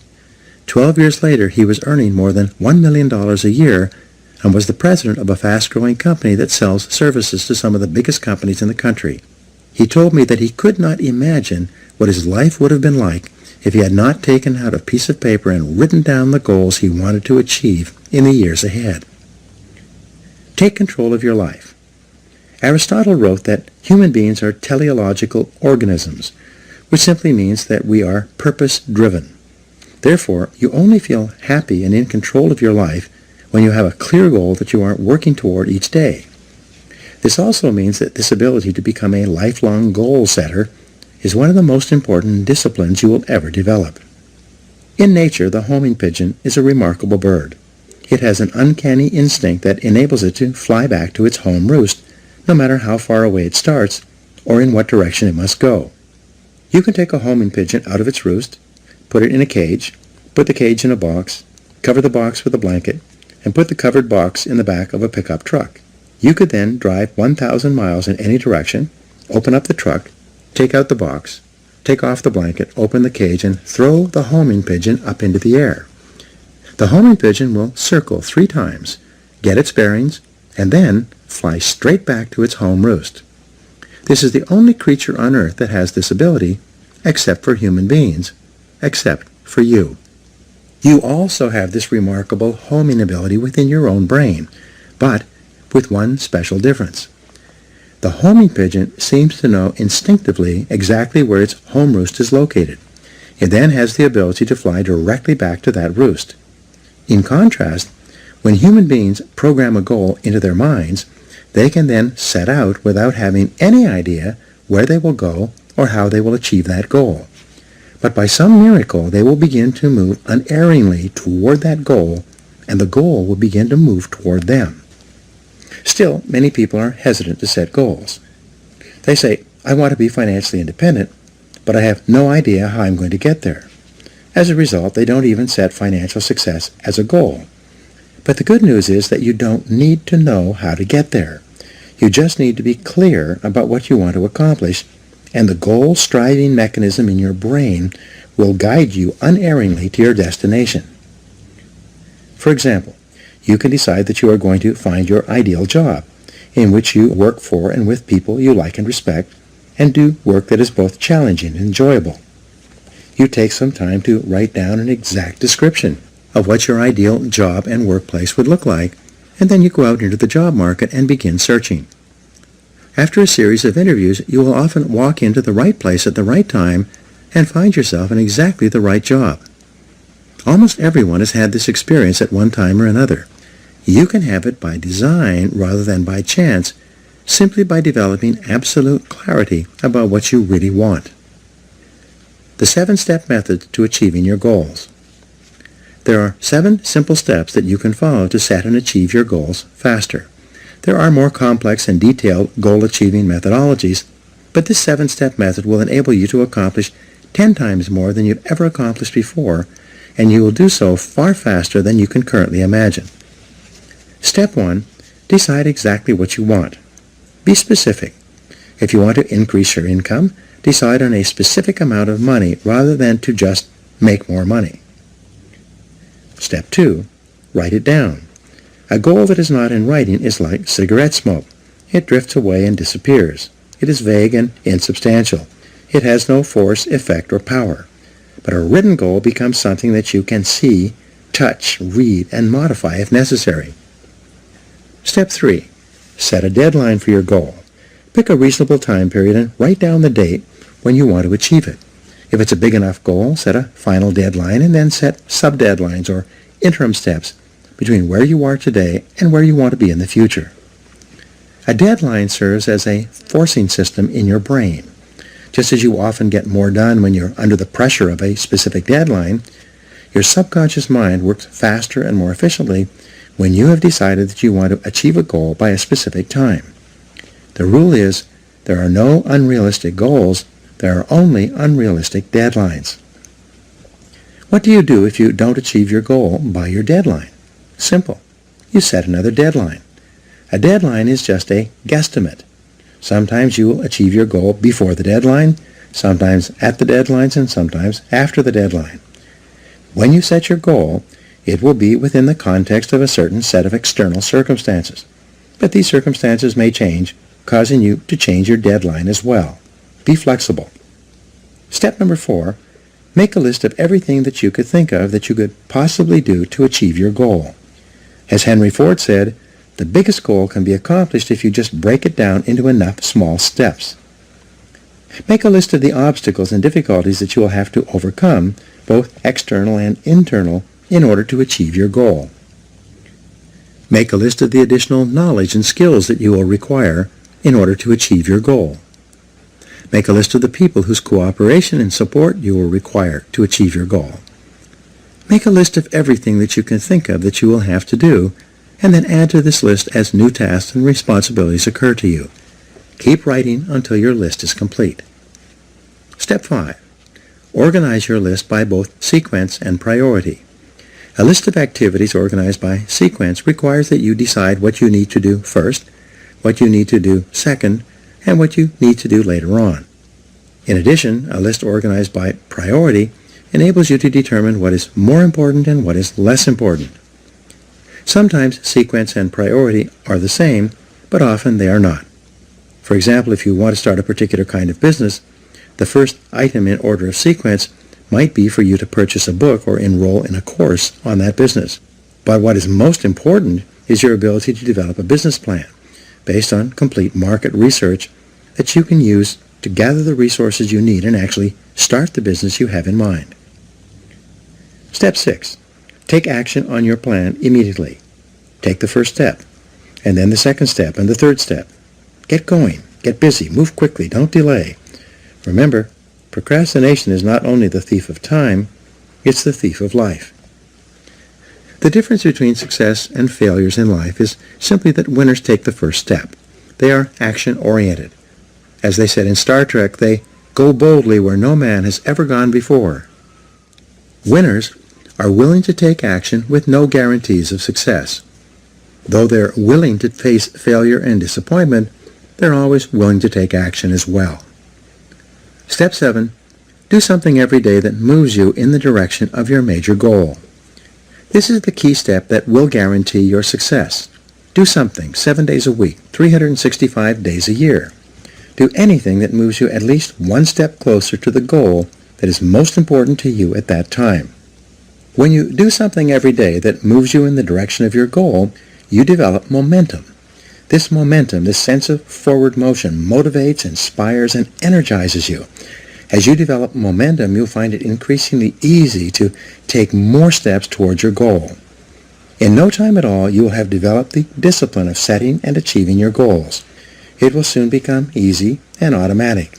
You will soon develop a habit and the discipline of working toward your goals all the time. The 10-goal exercise.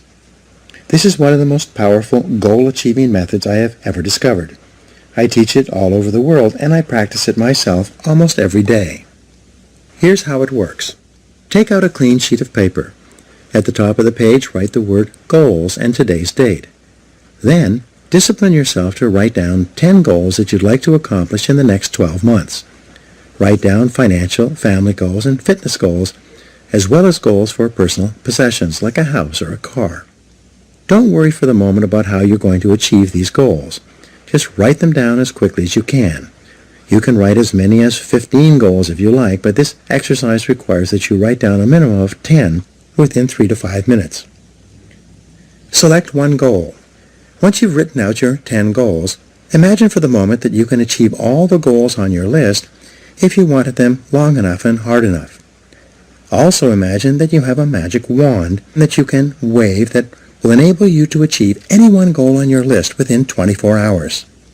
If you could achieve any one goal on your list within 24 hours, which one would have the greatest positive impact on your life right now? Which one goal would change or improve your life more than anything else? Which one goal, if you were to achieve it, would help you to achieve more of your other goals than anything else? Whatever your answer to this question, put a circle around this goal and then write it at the top of a clean sheet of paper. This goal then becomes your major, definite purpose. It becomes your focal point and the organizing principle of your future activities. Make a plan. Once you've written out this goal clearly and specifically and made it measurable, set a deadline on your goal. Your subconscious mind needs a deadline so that it can focus and concentrate all your mental powers on goal attainment. Make a list of everything that you could think of that you could do to achieve your goal. Organize this list by sequence and priority. Select the most important or logical next step in your plan and take action on it immediately. Take the first step. Do something. Do anything. Resolve to work on this goal every single day until it's achieved. From this moment forward, as far as you are concerned, failure is not an option.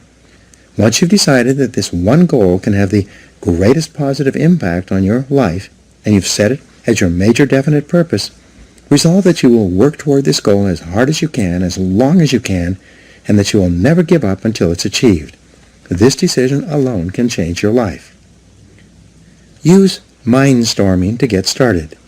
Here's another technique that you can use to dramatically increase the likelihood that you will achieve your most important goal. This is the most powerful creative thinking technique I've ever seen. More people have become wealthy using this method than any other way. Take another clean sheet of paper. Write out your major definite purpose, your number one goal, at the top of the page in the form of a question. Then, discipline yourself to write a minimum of 20 answers to the question.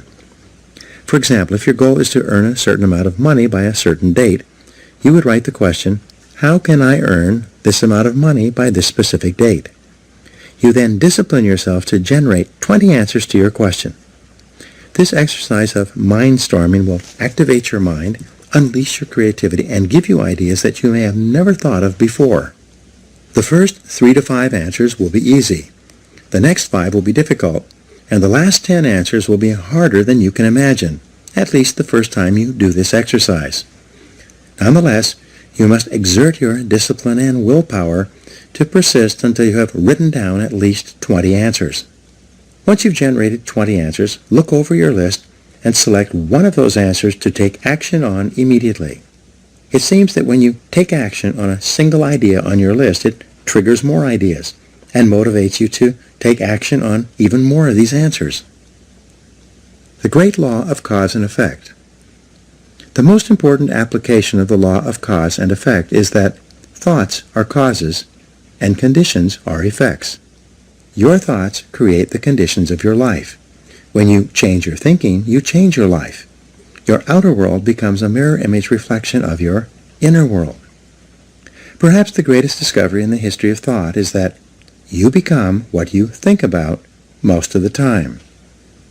Moreover, the teacher John Boyle said, whatever you can think about on a continuing basis, you can have. Napoleon Hill, author of the success classic Think and Grow Rich, which was first published in 1939 and is still selling today, said, whatever the mind of man can conceive and believe, it can achieve. When you think about your goal continually and work on it every day, more and more of your mental resources will be concentrated on moving you toward that goal and moving your goal toward you. The discipline of daily goal setting will make you a powerful, purposeful, and irresistible person.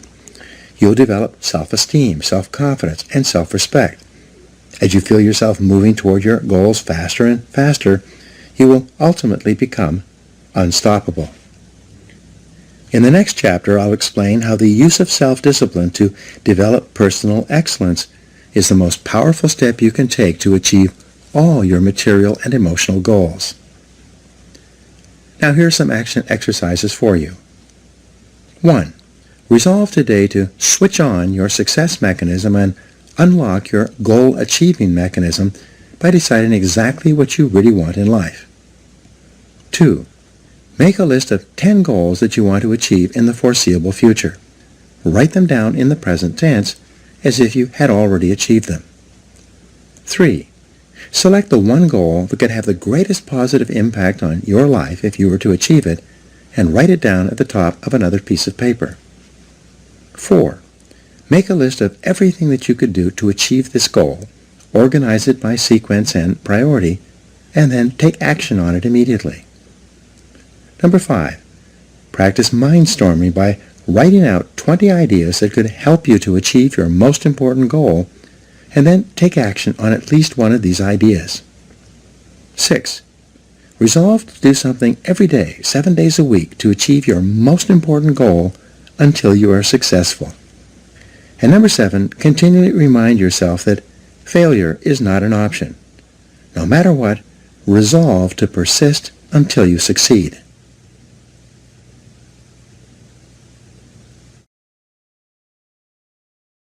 Chapter 5. Self-Discipline and Personal Excellence. Aristotle wrote, "We are what we repeatedly do. Excellence, therefore, is not an act, but a habit." You are your most valuable asset.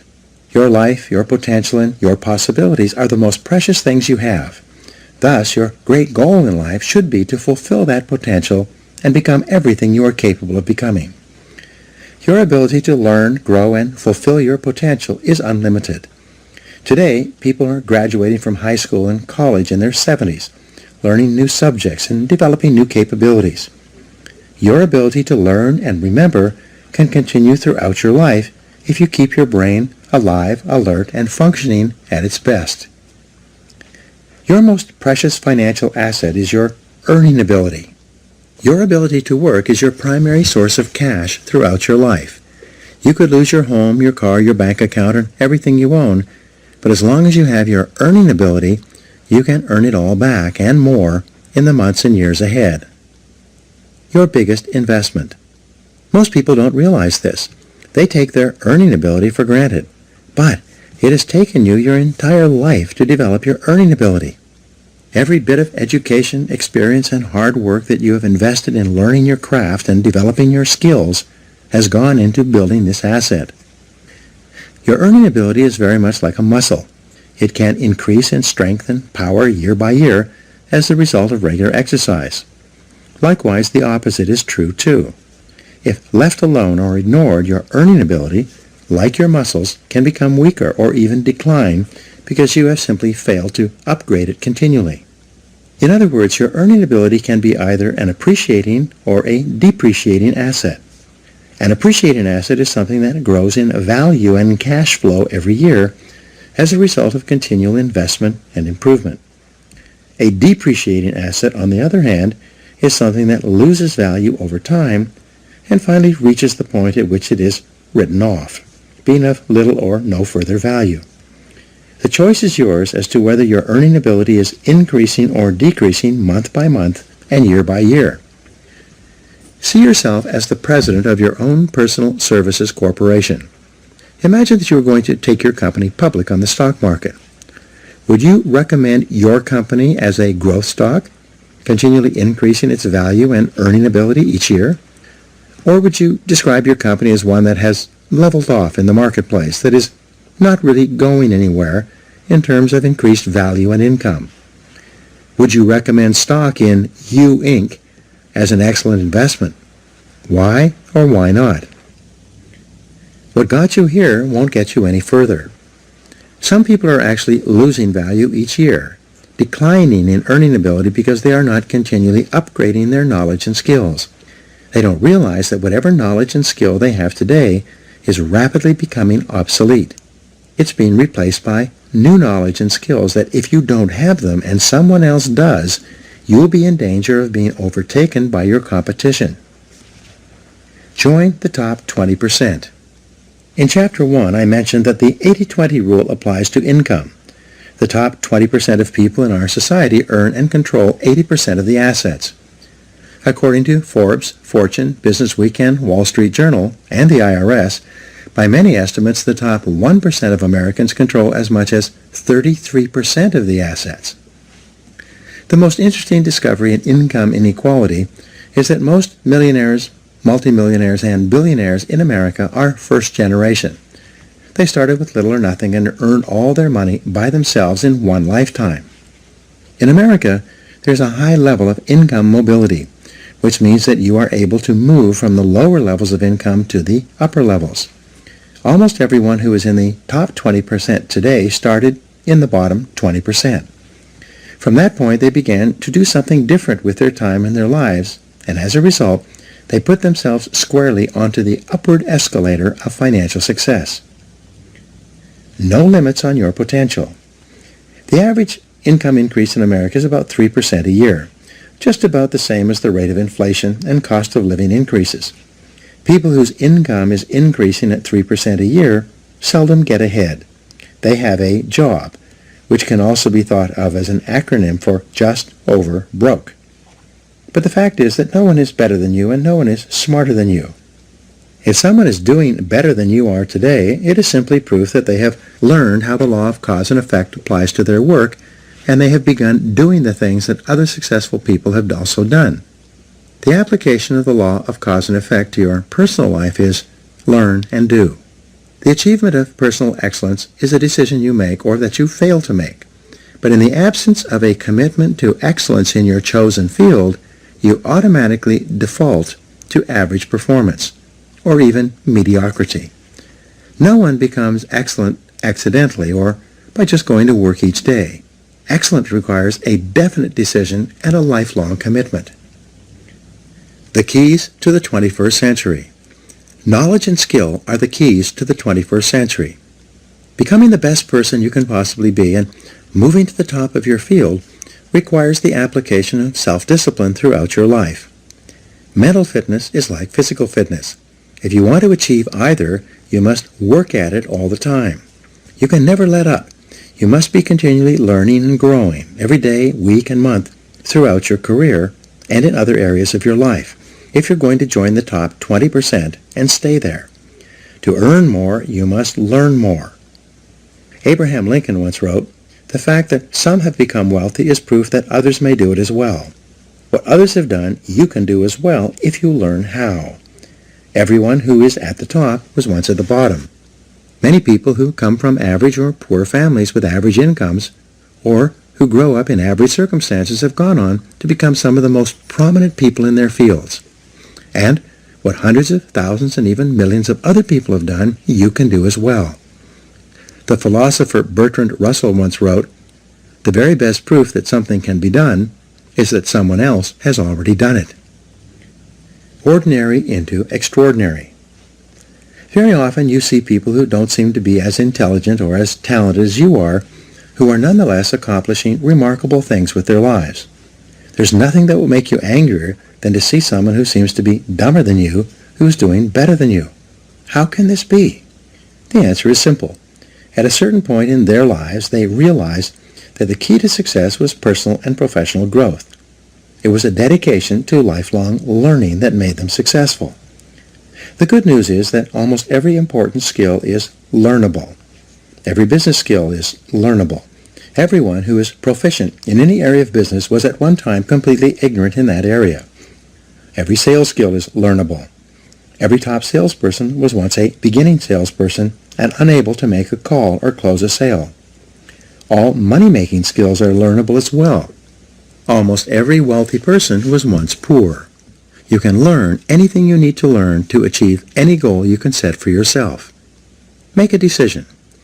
The starting point of your moving upward and onward toward becoming one of the most competent, most respected, and highest paid people in your field is simple. Make a decision.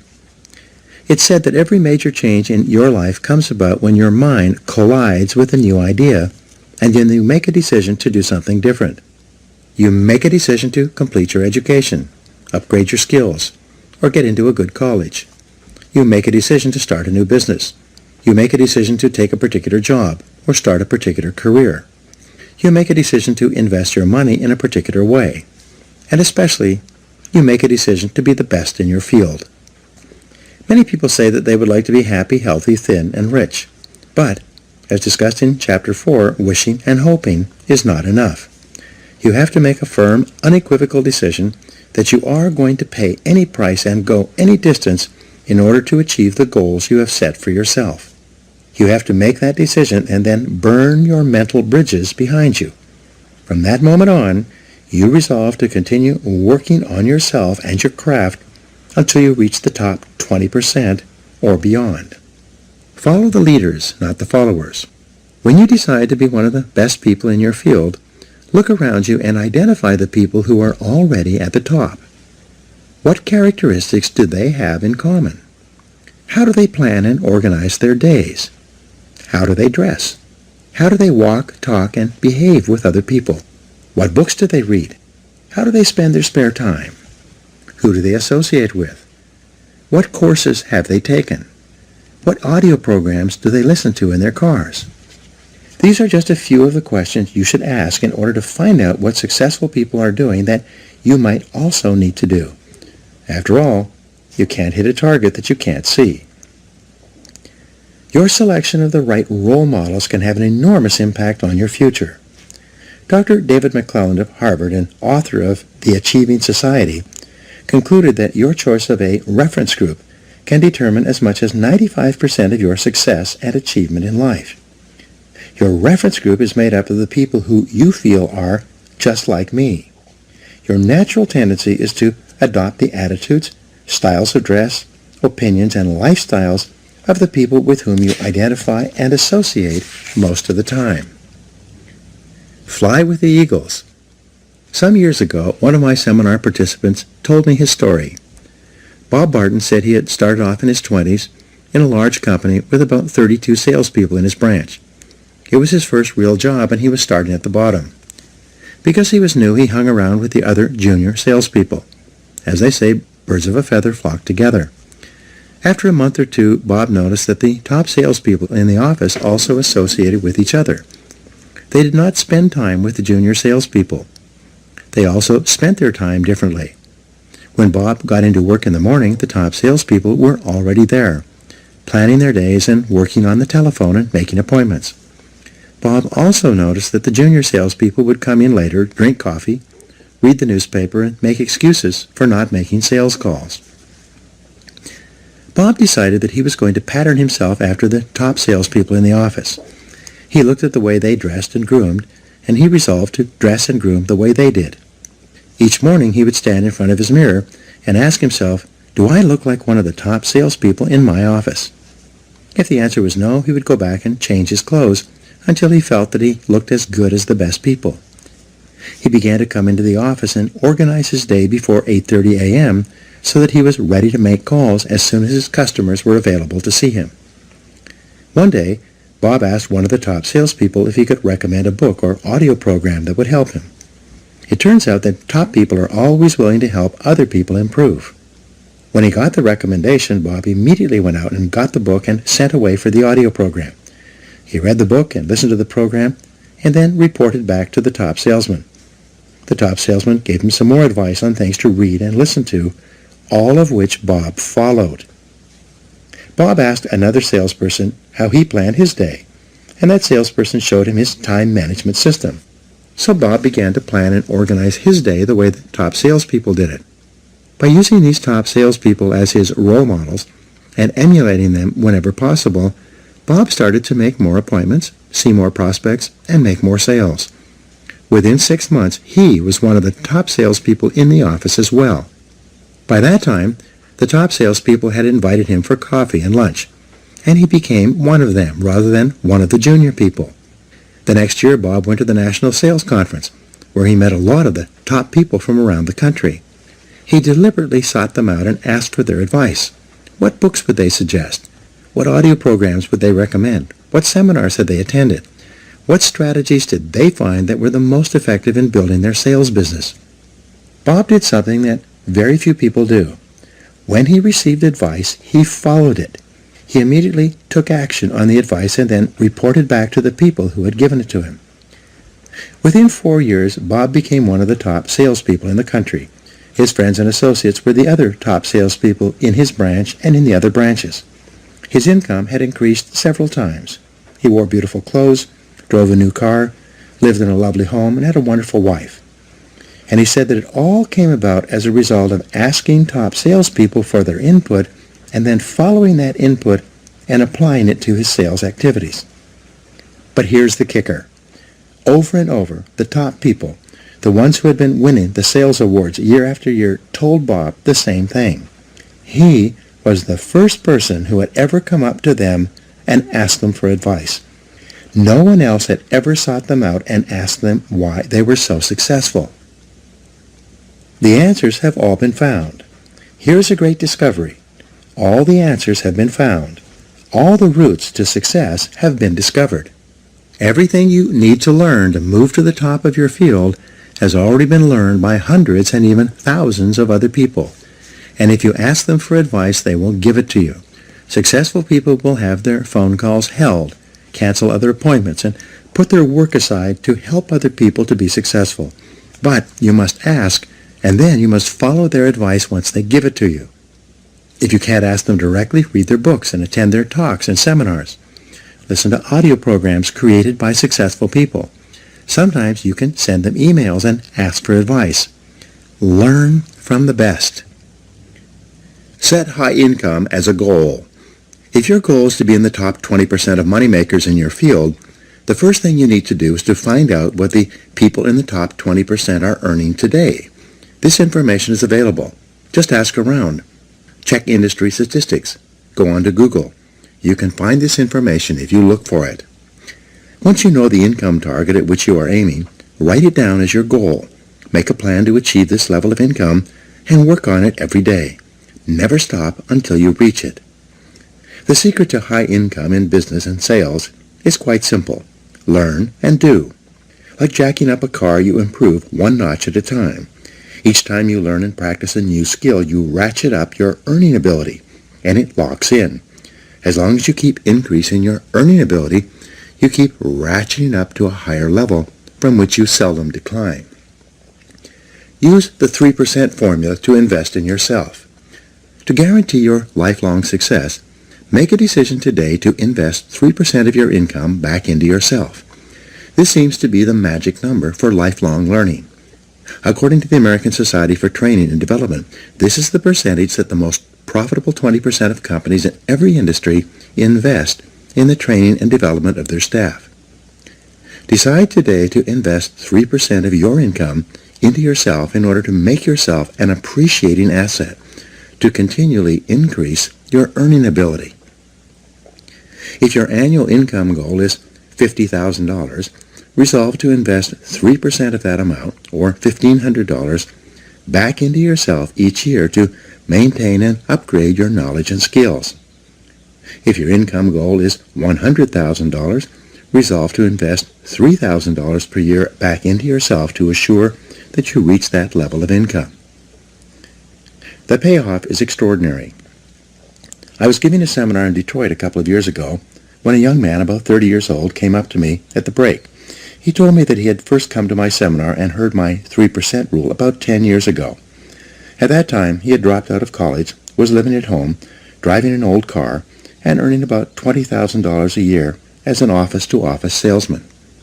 He decided after the seminar that he was going to apply the 3% rule to himself, and he did so immediately. He calculated 3% of his income of $20,000 would be $600. He began to buy sales books and read them every day. He invested in 2 audio learning programs on sales and time management. He took 1 sales seminar. He invested the entire $600 in himself in learning to become better. That year his income went from $20,000 to $30,000, an increase of 50%. He said he could trace the increase with great accuracy to the things he had learned and applied from the books he had read and the audio programs he had listened to. So the following year he invested 3% of $30,000, a total of $900 back into himself. That year his income jumped from $30,000 to $50,000. He began to think, if my income goes up at 50% per year by investing 3% back into myself, what would happen if I invested 5%? The next year, he invested 5% of his income, $2,500, into his learning program. He took more seminars, traveled cross-country to a conference, bought more audio and video learning programs, and even hired a part-time coach. And that year, his income doubled to $100,000. After that, Like playing Texas Hold'em, he decided to go all in and raised his investment into himself to 10% per year. He told me that he'd been doing this ever since. I asked him, how has investing 10% of your income back into yourself affected your income? He smiled and said, I passed $1 million in personal income last year, and I still invest 10% of my income in myself every single year. I said, wow, that's a lot of money. How do you manage to spend that much money on personal development? He said, it's hard. I have to start spending money on myself in January in order to invest it all by the end of the year. I have an image coach, a sales coach, and a speaking coach. I have a large library in my home with every book, audio program, and video program on sales and personal success I can find. I attend conferences both nationally and internationally in my field, and my income keeps going up every year. There are 3 simple steps to become the best. Becoming one of the top people in your field requires discipline and application more than anything else. There are 3 simple steps that you can follow to become the very best in your field. 1. Read 60 minutes in your field each day. Turn off the television and the radio. Put aside the newspaper and read material about your field for 1 hour each day before you start working. 2. Listen to educational audio programs in your car. Start them and stop them as you listen so that you can reflect on what you have just heard and think about how you can apply the ideas to your work. 3. Attend courses and seminars in your field regularly. Seek them out. Take online courses in the convenience of your own home. Courses that enable you to upgrade your skills and give you important ideas that you can use to be even more successful. The power of compound learning, like compound interest, is quite amazing. The more you learn, the more you can learn. The more you learn, the better your brain functions, and the smarter you get. Your memory and retention rate improves. The more you learn, the more relationships you find between something you learned at one time and something you learn at another time. Never stop learning and growing. The achievement of mastery. How long does it take to achieve mastery in your field? According to the experts, the acquisition of mastery requires about 7 years or 10,000 hours of hard work. It takes 7 years to become a master salesperson. It takes 7 years to become a successful business person. It takes 7 years to become an excellent diesel mechanic. It takes 7 years to become an excellent brain surgeon. It seems to take 7 years or 10,000 hours of hard work to get to the top of any field. So you might as well get started. The time is going to pass anyway. The starting point of your achieving mastery is for you to commit to excellence. I've never met a person who made a decision to get into the top 20% in their field who did not eventually achieve it. And I never met a person who got there having not made that decision. Making the decision and then following up with continuous, purposeful, disciplined action is essential. Talent is not enough. As I mentioned earlier, according to Jeffrey Colvin in his best-selling book, Talent is Overrated, most people learn how to do their job in the first year, and then they never get any better. They just coast in their jobs. But the only direction you can coast is downhill. Many people will work away at a job for many years and never rise above the average. They will do their job from 8 to 5, but they never lift a finger to upgrade their skills. They will not invest any time learning their craft unless their company pays for the extra training and gives them the time off to take it. The average person does only an average job, and as a result he earns an average income and worries about money all his life. He never realizes that often there is only a thin veil that separates the average person from the excellent person. The fact is that if you're not getting better, you're getting worse. No one stays in the same place for long. 2 hours each day will get you to the top. It's been calculated that all you need to invest is about 2 extra hours per day to move from the average to the superior. Only 2 extra hours each day will move you from worrying about money all your life to being one of the highest paid people in your field. People immediately ask, where am I going to get an extra 2 hours each day? It's simple. Take a piece of paper and do the following simple calculation. Calculate the number of hours in a week. 7 days times 24 hours equals 168 hours. If you deduct 40 hours for work and 56 hours for sleep, you have 72 hours left over. If you deduct 3 hours per day, 21 hours, for getting ready for and traveling to and from work, that leaves you 51 hours of spare time to do with as you please. If you invest 2 hours per day back into yourself, 14 hours per week, you still have 37 hours left over. That's an average of more than 5 hours per day of free time. All you need to do is devote 2 hours each day to move you from average performance to superior performance at whatever you choose to do. Form the habit of continuous learning. The best news is that when you begin reading in personal or professional development literature, listening to audio programs in your car, taking additional courses, and upgrading your skills in the evenings and on the weekends rather than watching television, you soon get into the habit of continuous learning. In no time at all, it will become automatic and easy for you to learn, grow, and upgrade your skills every day and every week. The average adult watches about 5 hours of television each day. For some people, it is 7 or 8 hours. They turn on the television first thing in the morning and watch it until they leave for work. They turn it back on as soon as they get home from work. They then watch television until 11 or 12 o'clock at night, going to bed without enough time to get a good night's sleep. They then get up in the morning, drink coffee, and watch television for as long as they can before they go off to work once more. You can be rich or poor. It's your decision. Your television set can make you rich or poor. If you watch it all the time, it will make you poor. Psychologists have shown that the more television you watch, the lower are your levels of energy and self-esteem. At an unconscious level, you don't like or respect yourself as much if you sit there hour after hour watching television. People who watch too much television also gain weight and become physically unfit from sitting around too much. Your television can also make you rich, but only if you turn it off. When you turn off your television, you free up time that you can then use to invest in becoming a better, smarter, or more competent person. When you leave your television off when you are with your family, you'll find yourself talking, sharing, communicating, and laughing more often. When you leave your television off for extended periods of time, you break the habit of watching television, and you'll hardly miss it at all. Your television can be an excellent servant, but it's a terrible master. The choice is yours. Increase your income 1,000%.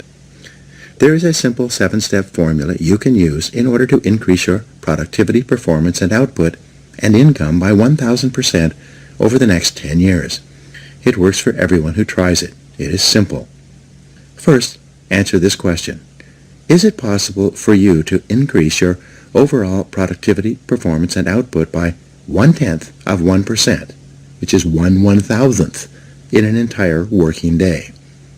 Your answer will probably be yes. If you were to manage your time a little better and work on more valuable tasks, you would quite easily increase your output by 1/1000th in a day. Having done this for the first day, could you increase your output by 0.1% the second day? And the answer, of course, is yes. Having increased your performance by 0.1% on Monday and Tuesday, could you continue to do this for Wednesday, Thursday, and Friday? And again, the answer is yes. 0.5% per week. 0.1% times 5 days per week equals 0.5% per week. Is it possible for a normal, intelligent, hard-working individual to increase his or her output by 0.5% or 1/200th in a single week? Of course it is. Having done this for the first week, could you keep up the same pace of personal development the second week? Of course you could. Could you get 1/1000% better 5 days a week for an entire month? If you could, this means that you would be 0.5% better per week, multiplied times 4, or 2% more productive in an entire month. There are 13 4-week months in a year. 4 times 13 equals 52. Having become 2% better in a month, could you repeat that in the second month, in the third month, the fourth month, and so on? Of course you could. By working on yourself a little bit each day, learning new skills, getting better at your key tasks, setting priorities, and focusing on higher value activities, you can become 26% more productive over the course of an entire year. Having achieved this goal for the first year, could you do it for the second year and then the third? Could you keep it up for 10 years? And the answer, of course, is yes. And the best news is that when you continue to work on yourself, it becomes easier and easier for you to get better and better as the weeks and months go by. By the law of accumulation, or the law of incremental improvement, by the end of 12 months you would be 26% better. If you continue to improve at 26% per year, by the end of 10 years with compounding, you would be 1,004% more productive. Your income would increase at the same rate. This formula works if you do. There are 7 steps in the 1,000% formula. Step 1. Arise 2 hours before your first appointment, or before you have to be at work. Invest the first hour in yourself by reading something educational, motivational, or spiritual. As Henry Ward Beecher once said, the first hour is the rudder of the day. When you get up and invest the first hour in yourself, you set yourself up mentally to have an excellent day. You'll be more positive, alert, creative, and productive all day long when you start your day by investing the first hour in yourself. If you read in your field 1 hour per day, that will translate into about 1 book per week. 1 book per week will translate into about 50 books per year. Since the average adult reads less than 1 nonfiction book per year, if you were to read 50 books in your field each year, do you think that would give you an edge in your profession? Do you think that it would move you ahead of virtually everyone else in your business? Of course it would. If you read 50 books per year for 10 years, this would be 500 books that would help you to improve your productivity, performance, and income. At the very least, you would need a bigger house just to hold your books, and you'd be able to afford it. Reading 1 hour per day in your field will make you a national authority in 3 to 5 years. This alone can give you your 1,000% increase over the course of your career. Step 2. Rewrite your goals every day. Get a spiral notebook and rewrite your major goals in the present tense every morning before you start out, without looking back at what you wrote the previous day. This writing and rewriting is the process of programming instructions into the guidance mechanism of your mind. When you rewrite your 10 goals each morning, you will continually see and think of opportunities to achieve those goals all day long. You'll become more focused, channeled, and directed. You'll be more purposeful and determined, and you will achieve your goals much faster than if they were merely wishes floating around in the back of your mind. Writing and rewriting your goals each day can give you your 1,000% increase in income over 10 years. Step 3. Plan every day in advance. Make a list and set priorities on your work before you start off. Your ability to set priorities and to choose the most important thing that you could be doing at every moment is the key to organizing your life and doubling your productivity. We'll talk in detail about time management techniques in Chapter 12. Working on your top priorities can increase your income by 1,000% over 10 years, and it is probably impossible to achieve without it.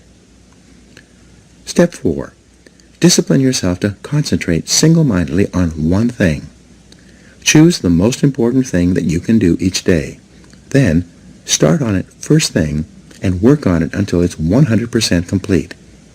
Your ability to focus and concentrate when you develop and hone it into a habit all by itself will enable you to double your productivity, performance, and output in the next month, and it will give you your 1,000% increase over 10 years. Step 5. Listen to educational audio programs in your car. The average business person who drives spends 500 to 1,000 hours per year behind the wheel of their car. When you turn your car into a university on wheels, a mobile classroom, you get the educational equivalent of 1 to 2 full-time university semesters as you drive around. Many people have gone from rags to riches by simply listening to educational audio programs in their cars as they drive from place to place. You could do the same. This alone could give you your 1,000% increase. Step number 6. Ask 2 magic questions after every call or event. First, ask yourself, what did I do right?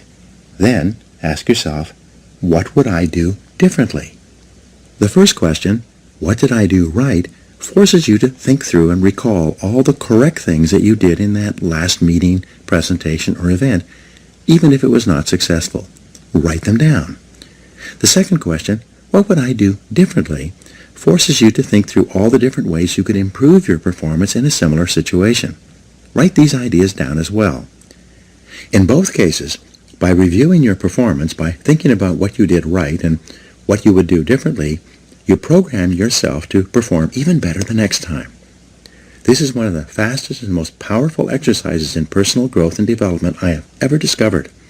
This process dramatically speeds up the rate at which you move into the top 20%. Step 7. Treat every person you meet like $1 million customer.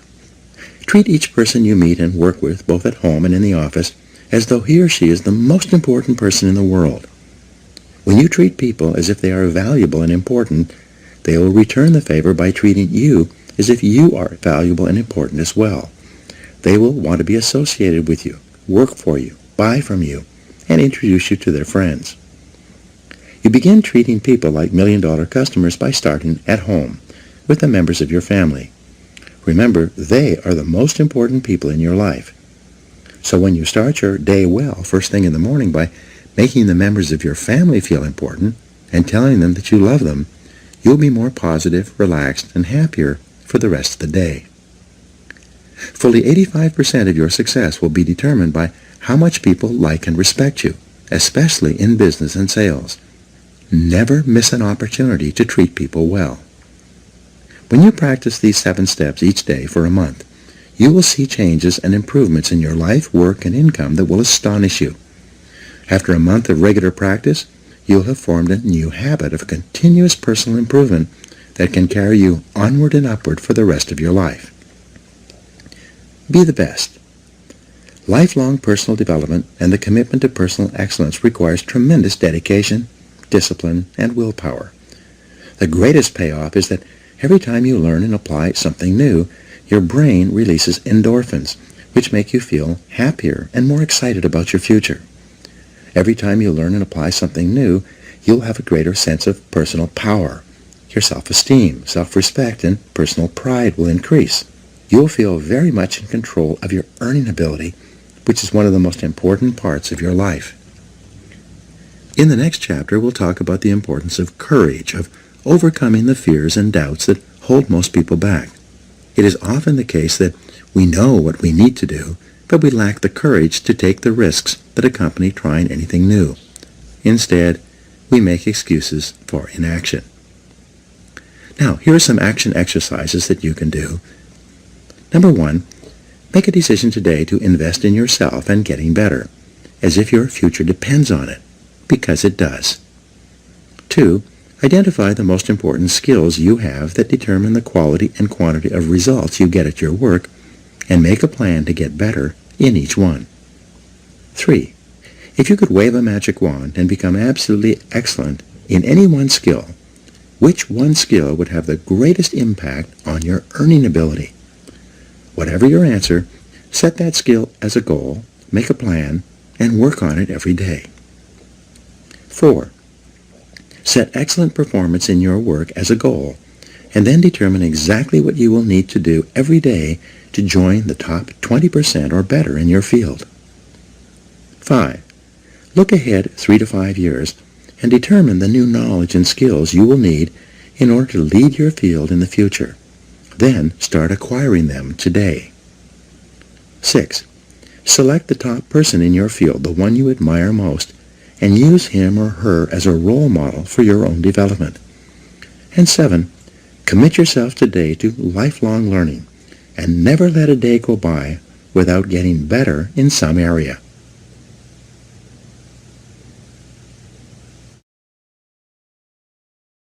Chapter 6. Self-Discipline and Courage. Mark Twain said, "Courage is not absence of fear, it is control of fear, mastery of fear." You need large amounts of self-discipline to deal courageously with all the fear-inducing events of your life. This is probably why Churchill said, "Courage is rightly considered the foremost of the virtues, for upon it all others depend." The fact is that everyone is afraid, and usually of many things. This is normal and natural. Often, fear is necessary to preserve life, prevent injury, and guard against financial mistakes. So, if everyone is afraid, what is the difference between the brave person and the coward? The only difference is that the brave person disciplines himself to confront, deal with, and act in spite of the fear. In contrast, the coward allows himself to be dominated and controlled by the fear. Someone once said that, with regard to warfare, although it applies to any situation, the difference between the hero and the coward is that the hero sticks in there 5 minutes longer. Fortunately, all fears are learned. No one is born with fears. Fears can therefore be unlearned by practicing self-discipline repeatedly with regard to fear until it goes away. The most common fears that we experience, which often sabotage all hopes for success, are the fears of failure, poverty, and loss of money. These fears cause people to avoid risk of any kind and to reject opportunity when it's presented to them. They're so afraid of failure that they're almost paralyzed when it comes to taking any chances at all.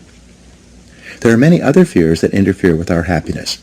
People fear the loss of love or the loss of their jobs and their financial security. People fear embarrassment or ridicule. People fear rejection and criticism of any kind. People fear the loss of respect or esteem of others. These and many other fears hold us back throughout life. Fear paralyzes action. The most common reaction in a fear situation is the attitude of, "I can't." This is the fear of failure and loss that stops us from taking action. It is experienced physically, starting in the solar plexus. When a person is really afraid, their mouth and throat goes dry, their heart starts pounding. Sometimes they breathe shallowly and their stomach churns. Often they feel like getting up and running to the bathroom. These are all physical manifestations of the inhibitive negative habit pattern, which we all experience from time to time. Whenever a person is in the grip of fear, he feels like a deer caught in the headlights of a car. This fear paralyzes action. It often shuts down the brain and causes the individual to revert to the fight or flight reaction. Fear is a terrible emotion that undermines our happiness and can hold us back throughout our lives. Do the opposite. Aristotle described courage as the golden mean between the extremes of cowardice and impetuousness. He taught that to develop a quality that you lack, act as if you already had that quality in every situation where it is called for. In modern terms, however, we say, fake it until you make it. You can actually change your behavior by affirming, visualizing, and acting as if you already have the quality you desire. By affirming, by repeating the words, "I can do it," emphatically, whenever you feel afraid for any reason, you can cancel the feeling of, "I can't." Every time you repeat the words, "I can do it," with conviction, you override your fear and increase your confidence. By repeating this affirmation over and over again, you can eventually build your courage and confidence to the point where you are unafraid. Visualize yourself as unafraid. By visualizing yourself performing with confidence and competence in an area where you are fearful, your visual image will eventually be accepted by your subconscious mind as instructions for your performance. Your self-image, the way you see yourself and think about yourself, is eventually altered by feeding your mind these positive mental pictures of yourself performing at your best. By using the act-as-if method, you walk, talk, and carry yourself exactly as you would if you were completely unafraid in a particular situation. You stand up straight, smile, move quickly and confidently, and in every respect, act as if you already had the courage that you desire. The law of reversibility says that if you feel a certain way, you will act in a manner consistent with that feeling. But if you act in a manner consistent with that feeling, even if you don't feel it, the law of reversibility will create the feeling that is consistent with your actions. This is one of the greatest breakthroughs in success psychology. You develop the courage you desire by disciplining yourself repeatedly to do the thing you fear until that fear eventually disappears. And it will. Blow away the fear. When I work with sales organizations, they often ask me how to help a salesperson break out of a sales slump, especially in a tough economy. I give them a simple formula that is guaranteed to work every single time. It is called the 100-call method. In practicing this method, I instruct the salesperson to go out and call on 100 prospects as fast as he can without caring at all whether or not he makes a sale. When the salesperson doesn't care if he makes a sale, his fear of rejection largely disappears. He stops caring if the prospect he is speaking to is interested or not interested. He has a single focus. It is to make 100 calls as fast as he possibly can. One sales organization I work with has a daily prize for the first salesperson who gets rejected 10 times each morning. At 8:30 a.m., all the salespeople sit down at their desks and start making calls to try to win the prize. By the time the contest is over, usually by 10 a.m., everyone's fears of rejection have been blown out of their systems. They're ready to call on prospects all day long, not caring at all about the reactions they get. Learn to speak on your feet. In 1923, Toastmasters International was formed. Its express purpose was to take people who were terrified of public speaking and help them to become confident and competent when speaking on their feet in front of an audience. According to the Book of Lists, 54% of adults rate the fear of public speaking ahead of the fear of death. But Toastmasters International had a solution. They created a system based on what psychologists call systematic desensitization. Once a week at a luncheon or dinner meeting, small groups of Toastmasters come together. Each person is required to stand up and give a short talk on a specific subject in front of a group of their peers. At the end of each talk, the speaker receives applause, positive input, and comments from the other members. At the end of the evening, each person is given a grade on their talk, even if it was only for 30 or 60 seconds. After 6 months of attending Toastmasters meetings, the individual will have stood on his feet and spoken 26 times, receiving positive applause and feedback each time. Because of this continuous positive reinforcement, his confidence increases dramatically. As a result of this process, countless Toastmasters have gone on to become excellent public speakers and prominent people in their businesses, organizations, and communities. Their fears of public speaking are gone forever. Eliminate 2 fears at once. Psychologists have found that certain fears are bundled together in the subconscious mind, like wires on the same circuit. If you can overcome your fears in one of these areas, you will also eliminate other fears on the same circuit. The fear of rejection, or call reluctance, seems to be bundled together with the fear of public speaking. When you discipline yourself to join Toastmasters or to take a Dale Carnegie course to learn to speak confidently on your feet, your fears of rejection largely disappear as well. Your level of self-confidence in all your interactions with others increases dramatically. Your whole life changes in a positive way. Confront your fears. Your ability to confront, deal with, and act in spite of your fears is the key to happiness and success. One of the best exercises you can practice is to identify a person or situation in your life of which you are afraid and resolve to deal with that fear situation immediately. Do not allow it to make you unhappy for another minute. Resolve to confront the situation or person and put the fear behind you. A woman in one of my seminars told me that her boss was a very negative person. He was constantly criticizing and berating her about her work, even though she was one of the highest-rated employees in the organization. He was making her life miserable. She didn't want to give up her job, but she was afraid of confronting him. She asked me what she should do. I gave her this advice, which I've subsequently given to many other people. The only reason that one person bullies another is because they feel they can get away with it. The only way to deal with a bully is to confront him. Bullies are actually cowards at heart, and they will flee from a confrontation. I told her to do this. The next time your boss criticizes you for any reason, turn to him and say, quite firmly, "I would appreciate it if you not talk to me like that ever again. It hurts my feelings and stops me from doing my job the way you want." I told her to look him straight in the eye after she had finished making this statement. Well, she had tremendous courage. Rather than putting up with this situation any longer, the next time her boss began to berate her, she squared off with him and said those words. She wrote to me and told me what had happened.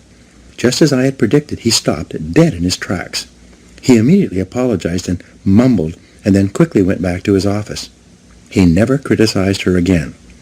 She told me that she could have ended his bad treatment of her many months before if she had only had the courage to confront him directly the first time it happened. As Eleanor Roosevelt said, "No one can make you feel inferior without your consent." Move toward the fear.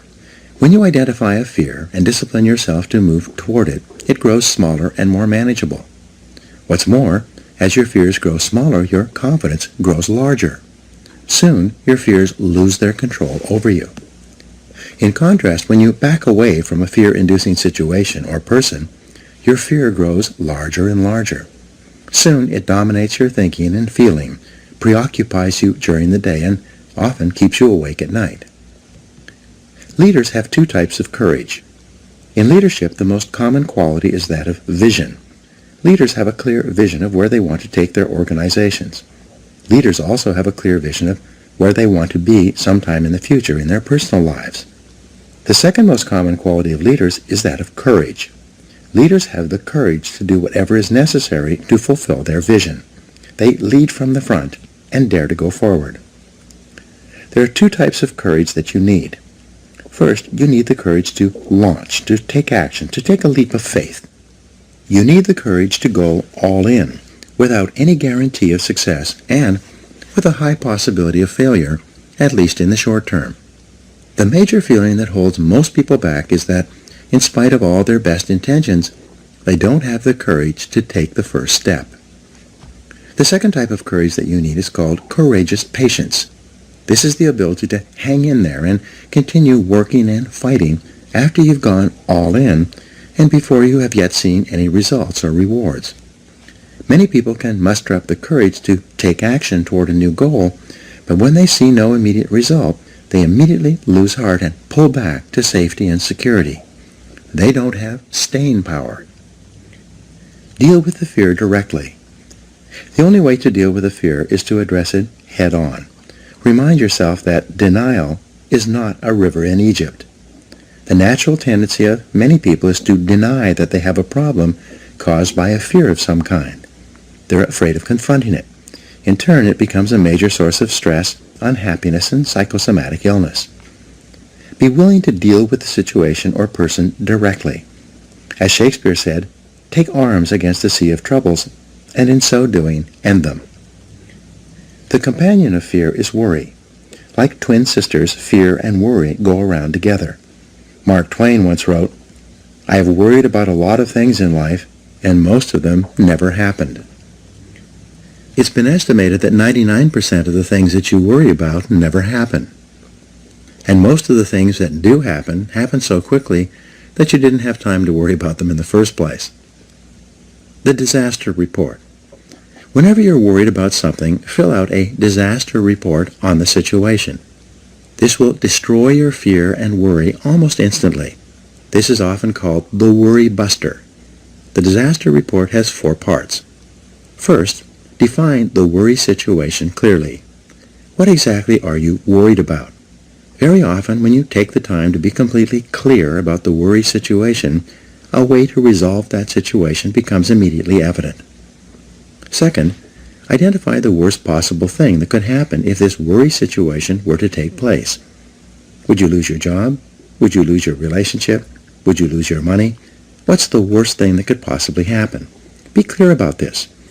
In many cases, you will see that should the worst occur, it would not ruin you. It might be inconvenient or uncomfortable, but you would eventually recover. You will find that it's probably not worth all the worry that you are devoting to it. The third step in the disaster report is to resolve to accept the worst possible outcome, should it occur. Say to yourself, well, if that happens, it won't kill me. I'll find a way to get along. Most of the stress of worry comes from denial, from not being willing to face the worst possible thing that could happen. But once you resolve to accept the worst, should it occur, all the worry and stress seems to disappear. Fourth, begin immediately to improve on the worst. Take every step that you possibly can to make sure that the worst possible outcome does not occur. Take action immediately. Do something. Get on with it. Act quickly. Get so busy making sure that the worst thing does not happen that you have no time to worry. The real antidote. In the final analysis, the only real cure for fear or worry is disciplined, purposeful action in the direction of your goals. Get so busy working on your goals or the solutions to your problems that you have no time to be afraid or to worry about anything. When you practice the self-discipline of courage and force yourself to face any fear-inducing situation in your life, your self-esteem goes up, your self-respect increases, and your sense of personal power grows. You eventually reach the point in life where you're not afraid of anything. Once you've developed the courage to step out in faith, you must then develop the self-discipline of persistence, which we'll talk about in the next chapter. Now, here are 7 action exercises for you. 1.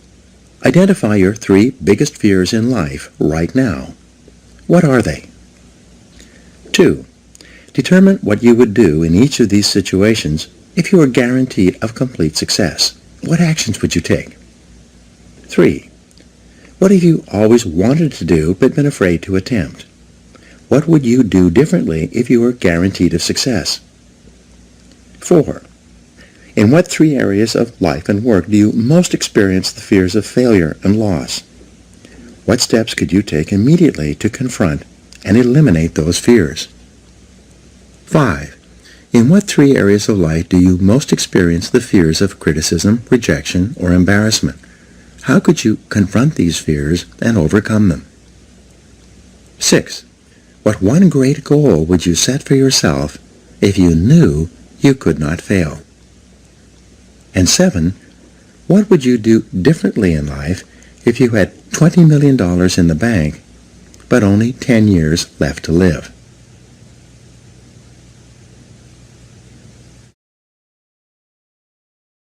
Chapter 7. Self-Discipline and Persistence. Benjamin Disraeli wrote, "Beware of endeavoring to become a great man in a hurry. One such attempt in 10,000 may succeed. These are fearful odds."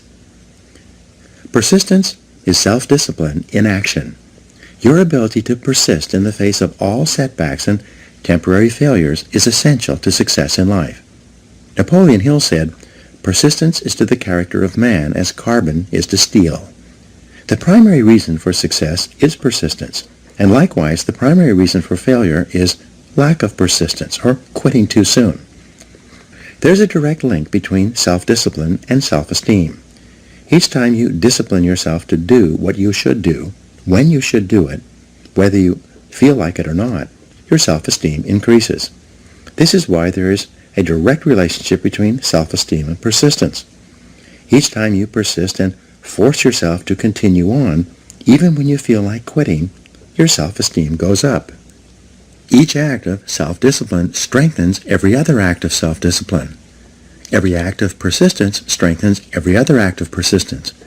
When you discipline yourself to persist over and over, you like and respect yourself more and more. You become stronger and more confident. Eventually, you become unstoppable. The reward of persistence. Persistence is its own reward. Every time you force yourself to persist on a task, whether it is large or small, you feel happier and better about yourself. When you go the extra mile and do more than you are paid for or more than is expected, your self-esteem goes up. You feel more powerful and in greater control of your life. In your career, when you go the extra mile, you put yourself on the side of the angels. The primary difference between winners and losers in life is simple. Winners never quit, and quitters never win. You can increase your ability to persist by talking to yourself positively. Say these words, "I am unstoppable." Before you begin any major undertaking, pre-program yourself by telling yourself, "I never give up." Before you can achieve anything worthwhile in life, you have to pass the persistence test. This is usually a snap quiz, sprung on you unexpectedly with no warning. You suddenly face a major setback, problem, temporary failure, or even a complete disaster. When this happens, remind yourself that this is the testing time. This is when you demonstrate what you are really made of. This is when you show yourself and others the strength of your character and your true determination to succeed. Your ability to respond. Your ability to respond effectively to setbacks, your level of response ability, is the measure of your readiness to succeed. When you experience a major setback or problem, you will feel temporarily stunned. This feeling is very much like a punch in the emotional solar plexus. You'll be stopped for a few seconds or a few minutes. During this period, you'll often feel discouraged or experience self-pity. You will say, "Why me?" However, it is not how far you fall that counts, but rather how high you bounce. Your aim is to bounce back as quickly as possible. Resilience in the face of unexpected reversals is vital to long-term success. Remember the warrior's creed: "I will lay me down to bleed a while, and then rise and fight again." Don't be surprised, shocked, or set back when things go wrong. Your best-laid plans will often fall apart. Instead, expect disappointments and setbacks as a part of life. Take a deep breath, pick up the pieces, and continue onward. Optimism gives you resilience. The most important quality you need for success and persistence is optimism. This is a boundless confidence in yourself and your ability to ultimately succeed. To remain optimistic, you must control and discipline your thinking when things go wrong. Refuse to feel sorry for yourself. Remember, you are not a victim. You are an adult, and you are in charge of your own life. You are doing what you have freely chosen to do. Setbacks come with the territory. They are merely speed bumps on the road to success. Refuse to blame others or make excuses. When you complain or blame other people, it just makes you feel and sound petty and small, and, what's worse, it takes away your personal power. Whenever you criticize or complain, it makes you feel weaker and reduces your ability to deal effectively with the situation. Instead, greet every setback by repeating, "I am responsible." Look for the reasons why you are responsible for what happened rather than trying to pass on the blame to other people. No excuses. Be proactive versus reactive. Resolve to focus on the solution and what can be done now rather than on what happened and who's to blame. Think in terms of the actions you can take to resolve the situation rather than what went wrong and who is to blame. To remain optimistic, look for the good in every situation. When you look for something good, you will always find something good. Furthermore, while you're looking for something good because your conscious mind can only hold one thought at a time, you'll automatically become positive, optimistic, and back in full control. Seek the valuable lesson in every problem or difficulty. Every setback you face contains one or more lessons that have been sent to you to help you to be more successful in the future. The difference between success and failures is simple. Failures feel sorry for themselves when things go wrong, whereas successful people look for the valuable lesson they can learn that will help them in the future. Look for the gift. Norman Vincent Peale used to say, "When God wants to send you a gift, he wraps it up in a problem." The bigger the gift that God wants to send you, the bigger the problem he wraps it up in. Instead of concentrating on the problem, look for the gift. Wonderfully enough, you will always find it. What's more, sometimes the gift or valuable lesson can be of far greater value than the cost of the problem itself. Sometimes one lesson that you learn in dealing with a problem can be the key to your long-term success. As Napoleon Hill wrote, "Within every problem or obstacle lies the seed of an equal or greater opportunity or benefit. Your job is to find it." Continually think of yourself as a strong, powerful, resolute person in the face of adversity. In World War I, a British general was described by his superiors. "There he stands, like an iron peg, driven into the frozen ground, immovable." Let this be an accurate description of you whenever you face difficulties or problems of any kind. Resolve to stand like an iron peg, driven into the frozen ground. Resolve in advance. When you resolve in advance that you will never give up, your success is virtually guaranteed. In the final analysis, nothing can really stop you but yourself. In life, it doesn't matter how many times you get knocked down. All that matters is how many times you get back up. If you continue to get back up and press onward, you must eventually reach your goal. Each time you exert your self-discipline to persist in the face of adversity, you also increase your self-esteem and self-confidence. Then, as your self-esteem increases, you feel stronger, more powerful, and more unstoppable. When you feel better and stronger, you become more capable of persisting the next time, and then the time after that. By disciplining yourself to persist in the face of all adversity, you put your life onto an upward spiral of self-esteem, self-discipline, and persistence until you eventually become like a force of nature. Persistence is self-discipline in action. In Part 2, you will learn the specific things you can do to apply these principles to the practical areas of life to achieve greater success in your work and career and to fulfill your potential in the months and years ahead. Now, here are some action exercises for you. Number 1. Identify one area in your life where you need to persist even harder to achieve your goal, and then take action in that area. 2. Identify a goal in your life that you did not accomplish because you failed to persist through to completion. What steps could you take today to succeed in that area? 3. Identify one big goal that you achieved because you persisted and refused to give up, no matter how difficult it became. 4. Decide on your major definite purpose in life, the one goal that, if you achieved it, would have the greatest positive impact on your life. 5. Write down your goal clearly. Make a detailed plan of action to accomplish it, and then tell yourself that failure is not an option. 6. Make a decision today that you will persist until you succeed, no matter what happens, because I am unstoppable. 7. Resolve to set and achieve one important goal, overcoming the inevitable difficulties, problems, and setbacks you will experience, and to work on it until you succeed. Repeat this process over and over until persistence becomes a habit.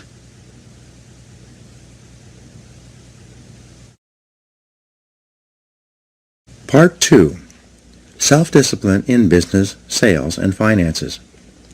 In this part, you will learn how to develop the discipline necessary to join the top 10% of people in your field.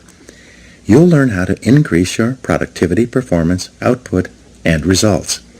You'll learn how to become one of the most respected and esteemed people in your organization and your industry. Chapter 8. Self-discipline and work. Vince Lombardi said, "Leaders aren't born, they're made. And they're made just like anything else through hard work. And that's the price we'll have to pay to achieve that goal or any goal." There is perhaps no area of your life where self-discipline has a greater impact on your future than in your work. Yet, if you're like most people, from the time you start in the morning and then continuing throughout the day, you're surrounded by people and events that draw you away from doing the things that are most important.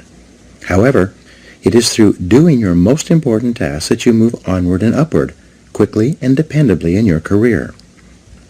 A group of senior executives was asked, "What are the most important qualities that a person would need to be promoted in your company?"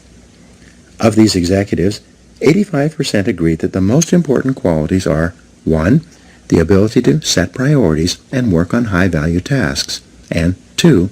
The discipline to get the job done quickly and well. It seems that these two qualities are more helpful for career success than anything else a person could do. Diligent, disciplined, focused work will enable you to get consistently and predictably more done, get paid more, and get promoted faster throughout your career than the average person. Separate the relevant from the irrelevant. I've mentioned the Pareto principle, the 80-20 rule, several times in this book, and it applies again here. Fully 80% of the value of what you accomplish will come from 20% of the things you do.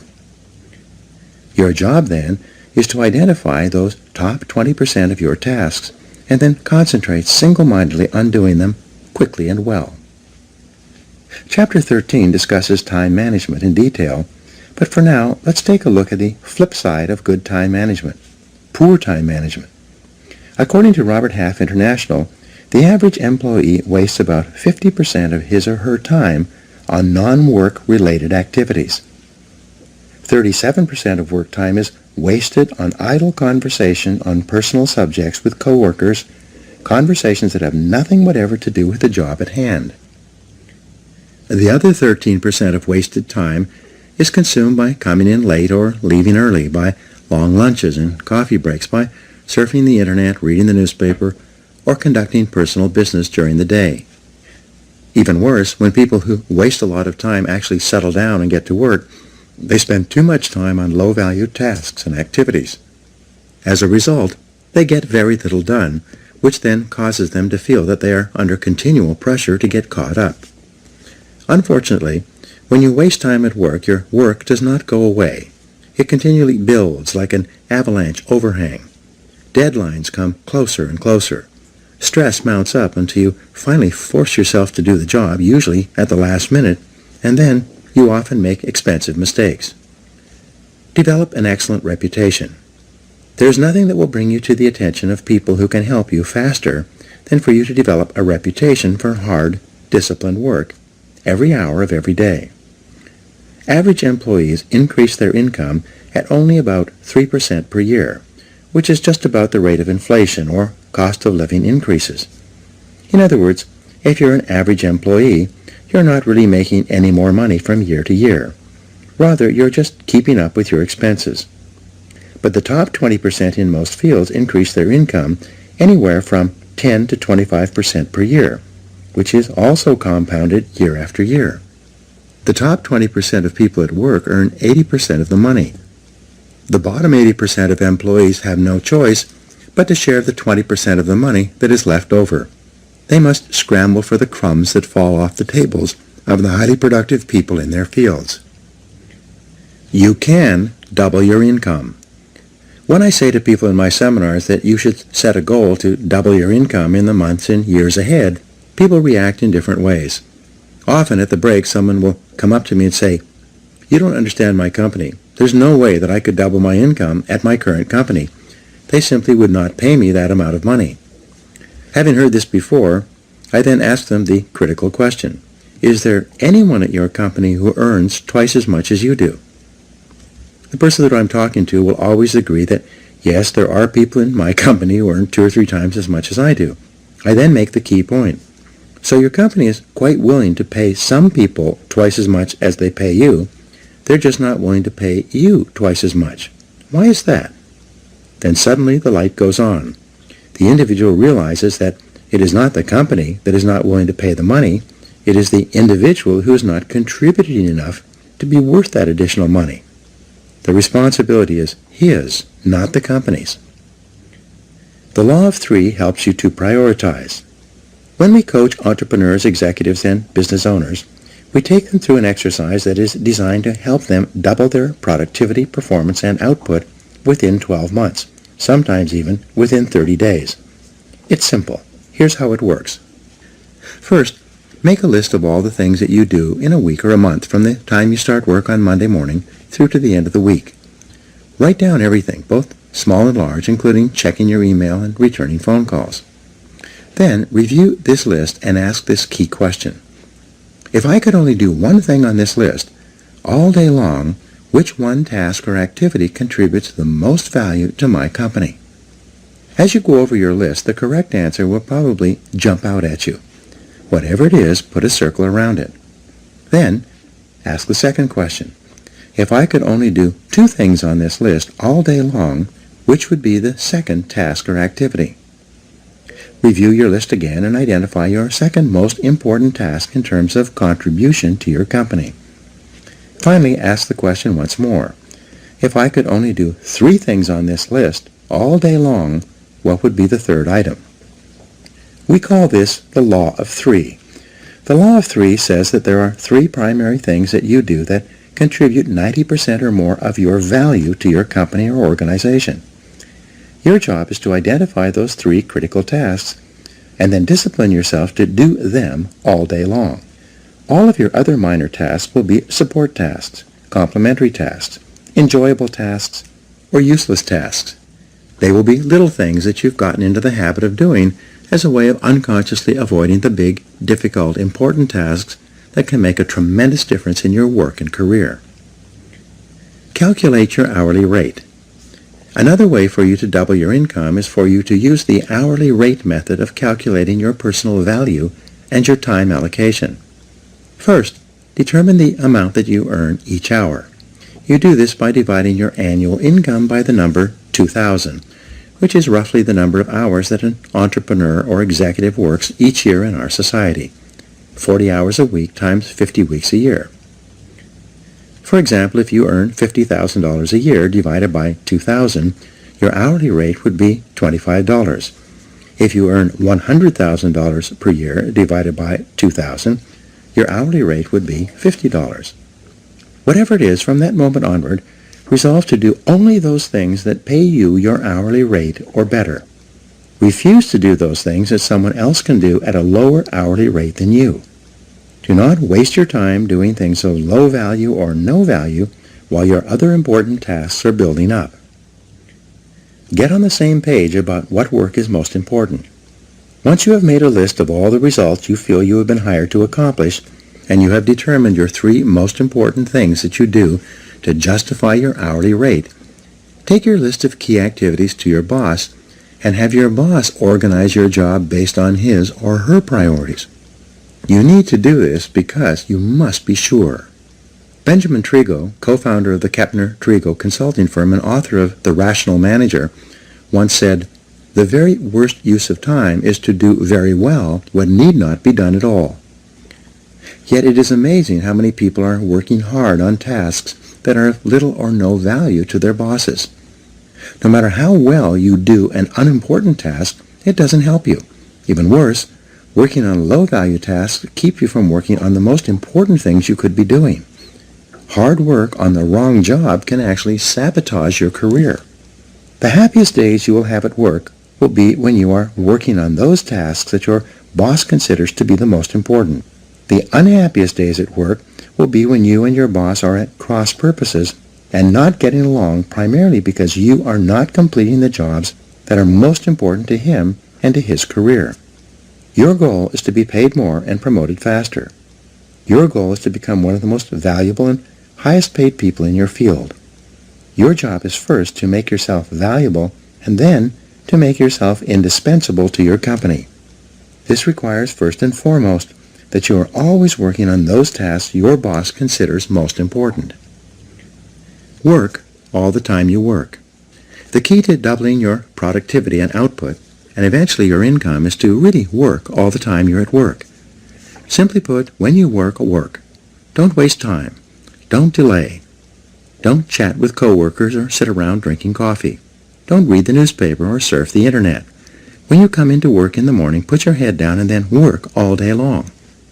The biggest time wasters in the world of work are other people who want to talk with you, distract you, delay you, and take up the time that you should be spending on high-value tasks. When a time waster approaches you and says, "Do you have a minute to talk?" you reply by saying, "Yes, but not now. Why don't we talk at lunchtime or after work? In the meantime, I have to get this job finished. I have to get back to work." When you tell people that you are under the gun, that you have to get a task finished for your boss, they will usually leave you alone. If you do this often enough, they will develop that habit of leaving you alone and instead find someone else with whom to waste time. Keep yourself motivated and focused by talking to yourself in a positive way. Your mantra from now on should be, back to work, back to work, back to work. Whenever you find yourself slowing down on a major task, begin repeating to yourself those magic words, back to work. Who works hardest? The Secret Survey. Imagine that an outside company is going to do a study of all the people who work in your organization. They're going to give each person a list of all the employees and ask them to rate their fellow employees in terms of who works the hardest, the second hardest, and so on. They're then going to give this list of people, organized from the hardest worker down to the laziest, to your superiors. This list is going to be used to determine who gets paid more and promoted faster than others. Now, imagine that this survey is already being taken, but in secret. The fact is, in any organization, everyone knows who works harder than anyone else. Everyone knows who works less and who does not pull their weight. Everyone knows. It's not a secret at all. Resolve today that if a survey like this were to be taken 1 year from today, you would win the contest. Resolve today that you are going to develop the reputation for being the hardest working person in your business. This will do more to help you than almost anything else. When you are surrounded by time-wasting people and situations, it takes tremendous self-discipline to work all the time you're at work. You must constantly fight against distractions and interruptions so that you can get back to work. The success formula. When I began my career working for a large company, I was the low man on the totem pole. Everyone had been there longer than me and was ahead of me in the company pecking order. Even though I was in my early 30s, I still had no idea how to play the game or what to do to get ahead in the cutthroat corporate competition that existed. Somewhat by accident, I stumbled onto the formula that made me successful. It was very simple. Whenever my boss gave me something to do, I did it immediately. Like a dog chasing after a thrown stick, I would immediately throw myself at the task, complete it, and hurry back to my boss with the finished job. Initially, he would smile and say something like, "I didn't really need it done that quickly, but thank you for getting it done." When I was caught up with my work, instead of relaxing, I would go to my boss and say, "I'm all caught up. I want more work to do. I want more responsibility." These words became my mantra. I want more responsibility. Again, my boss, who was preoccupied with an enormous number of projects, would say something like, "Okay, leave it with me. I'll think about what else I can give you to do." Every day, like a broken record, I would go to my boss at the end of the day and say, "I'm all caught up. I would like more responsibility." Bit by bit, he began to toss me sticks. He would give me a little task to do to keep me busy. Whatever it was, I would go out immediately, complete the task, and bring him the results. I would then say, "I'm all caught up. I want more responsibility." Within 6 months, he began to see me as the go-to guy. Whenever he had something he needed done quickly, he passed by everyone else and gave it to me. He knew that whatever he asked me to do, I would do it quickly. Once, my boss asked me to fly to Reno to begin development work on a property that the company was purchasing. He told me I could go sometime in the next couple of weeks. Instead, I left the next morning. I went straight to the lawyer who was handling the transaction, and then to the engineer who was in charge of the development work. I immediately sensed that something was seriously wrong with this land purchase. I didn't know what it was, but as I went from person to person, asking questions and gathering information. By the end of the day, just a few hours before this $2 million transaction was set to close, and the money would change hands forever, I found that we were about to be sold a piece of land that had no water and was therefore undevelopable. Because of complex laws and limited riparian rights, water rights, the property was a worthless piece of ground that could not be developed within the next 100 years. If we had proceeded with the purchase, we would have lost $2 million. I immediately stopped the transaction, demanded that the lawyer cut me a certified check for the $250,000 deposit that was in his trust account, and flew home to my boss to tell him the story. As you can imagine, my boss was very happy with what I had done. From that day forward, I received more and more responsibilities. Within another year, I was running 3 divisions of the company and had a staff of 42 people in 3 cities. I later learned that my boss paid me more money than anyone else who ever worked for him, and he did so all on the basis of results and profitability. This is why whenever people ask me how to succeed in business by really trying, I give them the same advice. Whatever your boss gives you to do, do it quickly and well. Then go and ask for more responsibility. And when you get it, do the job quickly and well until you get a reputation for being the person who does things fast. This will help you advance in your career more than any other reputation you could develop. Pay the price. Here's a simple 3-part formula for success at work. Come in a little earlier, work a little harder, and stay a little later.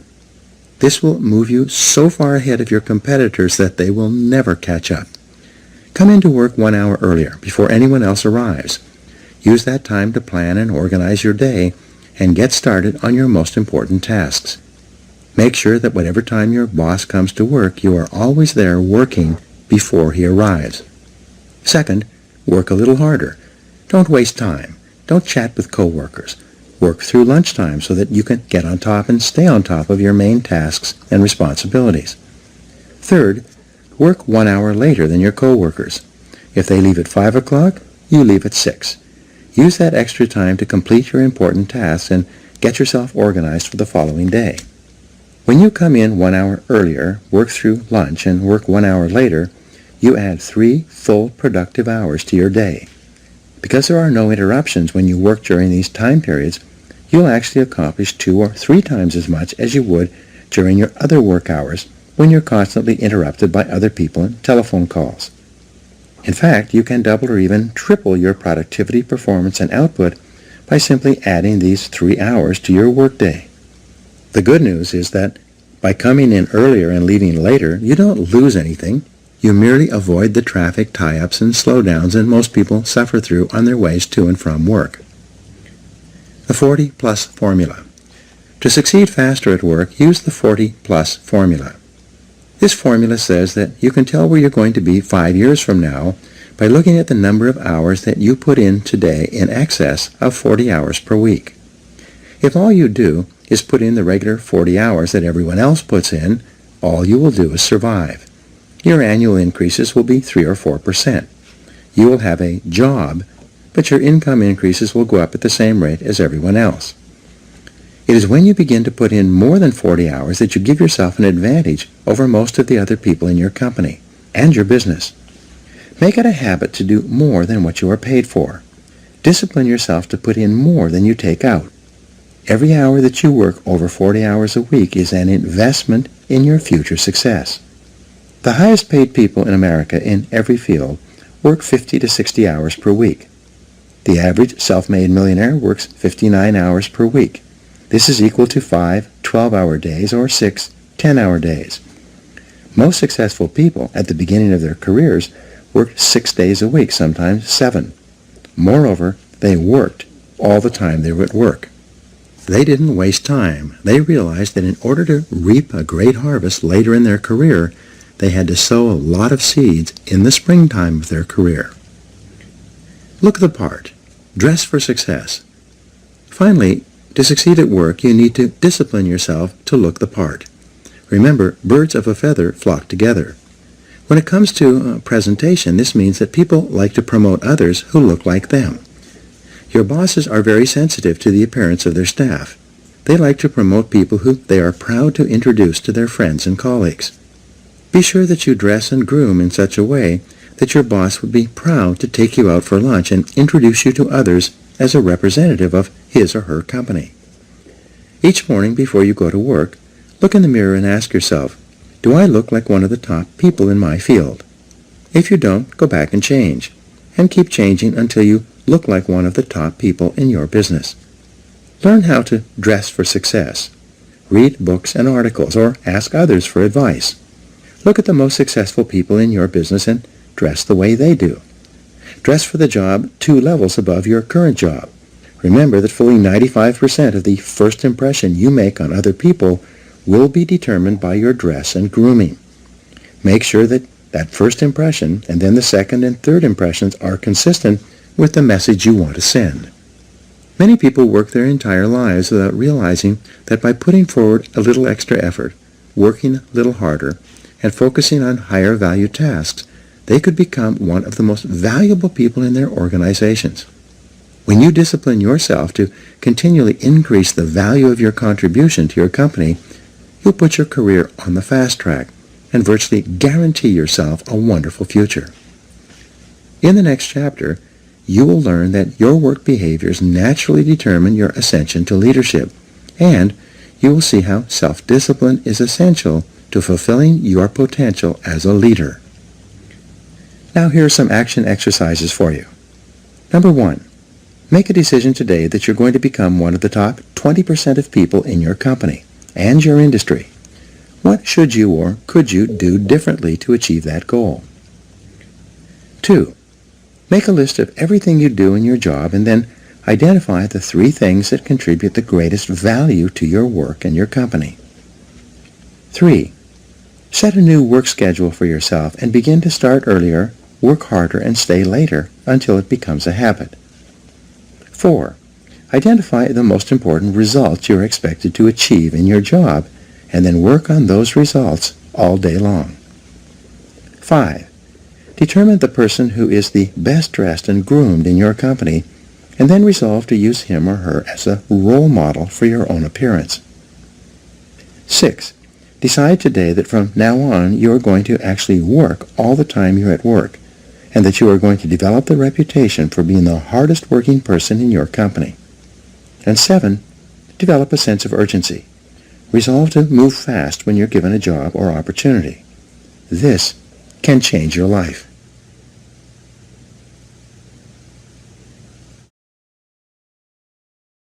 Chapter 9. Self-Discipline and Leadership. Nothing is more harmful to the service than the neglect of discipline, for it is discipline more than numbers that gives one army superiority over another. George Washington. Leadership and self-discipline go hand in hand. It is not possible to imagine an effective leader who lacks self-discipline, willpower, self-control, and self-mastery. The overarching characteristic of a leader is that he is in complete control of himself and every situation.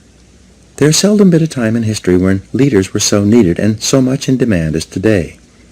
We need leaders at every level of society, both in the profit and non-profit sectors.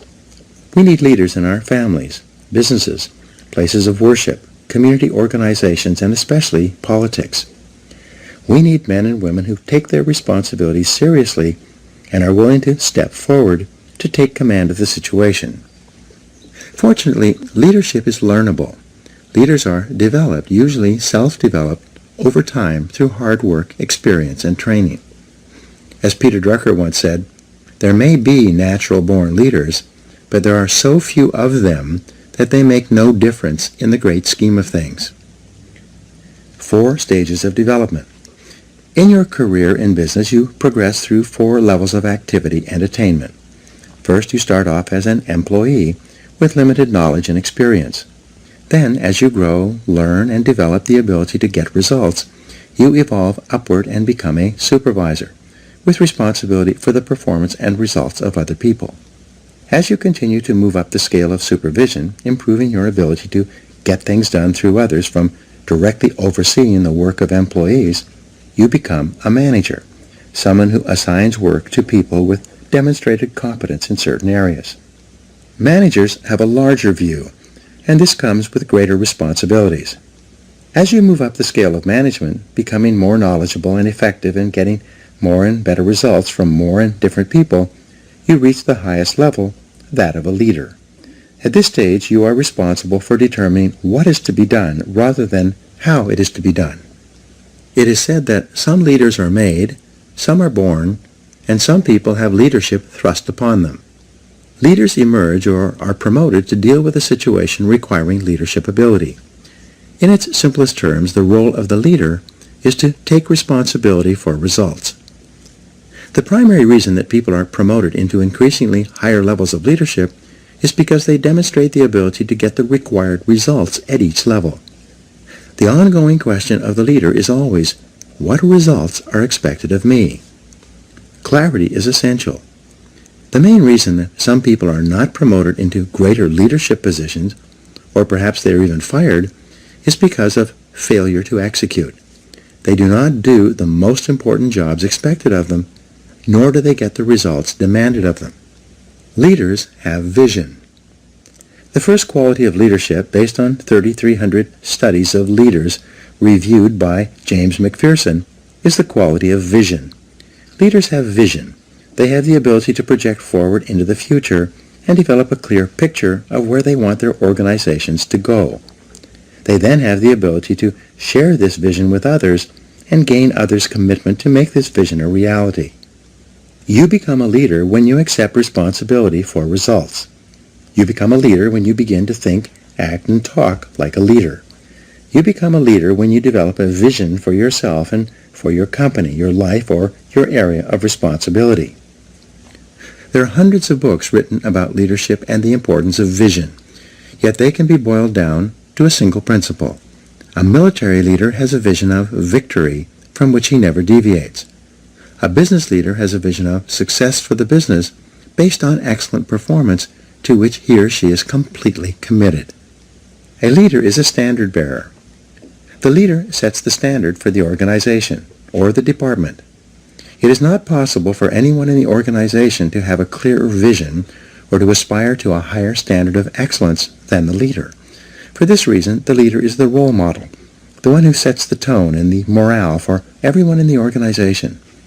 The personality and influence of the leader affects everyone below him in the company, organization, or department. You cannot raise morale in a business. It filters down from the top, from the leader. The behavior of the leader influences and affects the behavior of everyone else. If the leader is positive, confident, and upbeat, everyone in the organization will be influenced by his behavior and will be more confident, positive, and upbeat as well. Walk the talk. When you become a leader, you must discipline yourself to be leader-like. You must walk, talk, and act the part of a leader. You become a different person with different responsibilities than a manager. When you are working your way up, you are a part of the staff or the sales team. When you become a manager, you are part of management. This means that when you are part of the staff, your orientation is upward and sideways.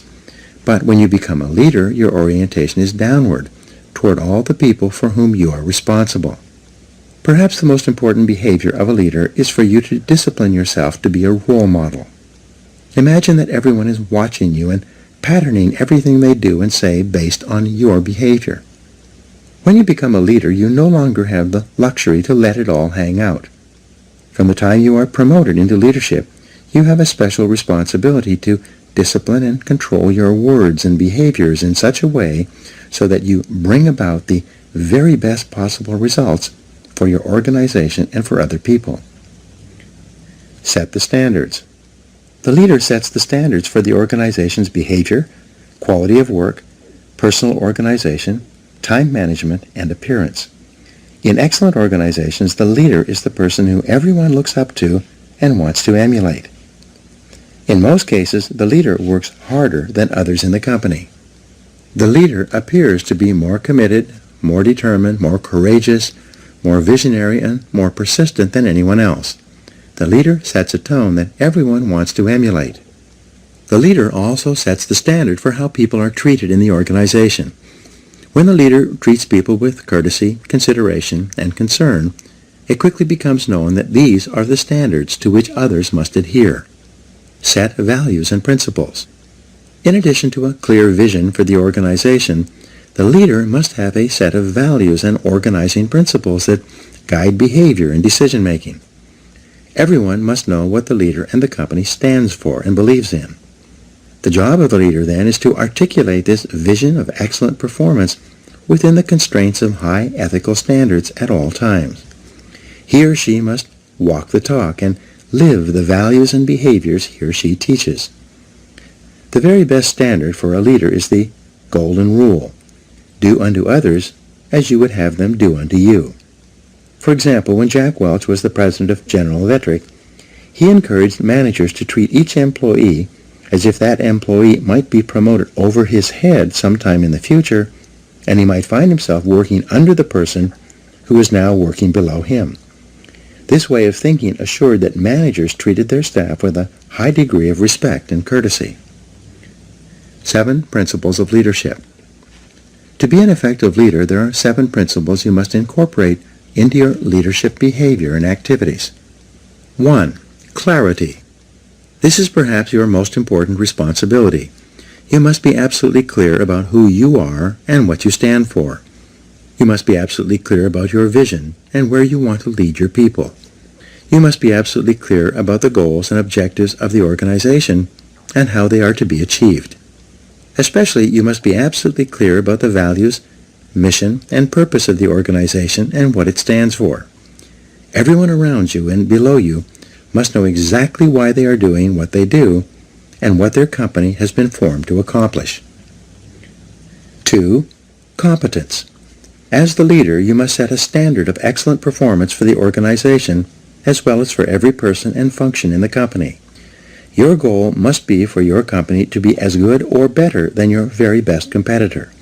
You must be continually seeking ways to improve the quality of your product and services to your customers. 3. Commitment. The leader is absolutely committed to the success of the organization and believes completely that this organization is the best in the business or will be the best in the future. This passionate commitment to the organization and to success and achievement motivates and inspires people to do their best work and put their whole hearts into their jobs. 4. Constraints. The job of the leader is to identify the constraints or limiting factors that set the speed at which the company achieves its most important goals of revenue and profitability. The leader then allocates people and resources to alleviate those constraints and remove the obstacles so it can perform as one of the best in the business. 5. Creativity. The leader is open to new ideas of all kinds and from all sources. The leader is continually encouraging people to find faster, better, cheaper, and easier ways to produce excellent products and services and to take better care of customers. Number 5, continuous learning. The leader is personally committed to reading, listening, and upgrading his or her personal knowledge and skills as an executive. The leader should attend additional seminars and courses to improve his or her skills and abilities. At the same time, the leader encourages everyone in the organization to learn and grow as a normal and natural part of business life. The leader provides time and resources for training and development. The leader knows that the best companies have the best trained people. The second best companies have the second best trained people, and the third best companies have the least trained people and are on their way out of business. Number 7 is consistency. The leader has the self-discipline to be consistent, dependable, reliable, calm, and predictable in all situations. One of the great comforts of business life is for an employee to know that the leader is completely consistent and reliable.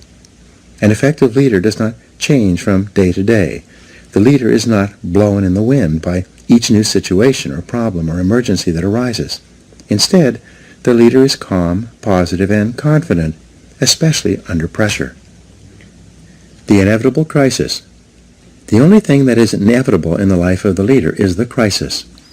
When you rise to a position of leadership, you will experience crises repeatedly, crises that are unpredictable, unbidden, and often capable of seriously damaging the organization. It is in the crisis that the leader demonstrates his competence. In times of crisis, the leader becomes calm, cool, objective, and completely in control. The leader asks questions and gathers information. The leader assesses the situation accurately and makes whatever decisions are necessary to minimize the damage or cut the losses. Great leaders discipline themselves to keep their fears and misgivings private. They do not share their concerns with their staffs, knowing that this can cause confusion and loss of morale. Instead, the leader asks a lot of questions, probes deeply into situations so that he or she understands them thoroughly, and keeps his or her feelings private. As far as the members of the organization are concerned, the leader is always calm, positive, relaxed, and in complete control, no matter what is happening. Self-control and leadership. There's a direct relationship between your ability to discipline yourself and your behaviors and your readiness to lead. It is only when you prove to others that you are in complete control of yourself that they develop the confidence to put you in a leadership position and keep you there. The leader realizes that everything he says to or about another person is magnified. The leader therefore praises and encourages people, both in their presence and when they are not around. He never says anything negative that could be misinterpreted or that could demotivate or offend another person. If he has problems with someone, he addresses them privately, out of sight and earshot of anyone else. Leadership qualities. Leaders discipline themselves to plan, prepare, organize, and check every detail. They take nothing for granted.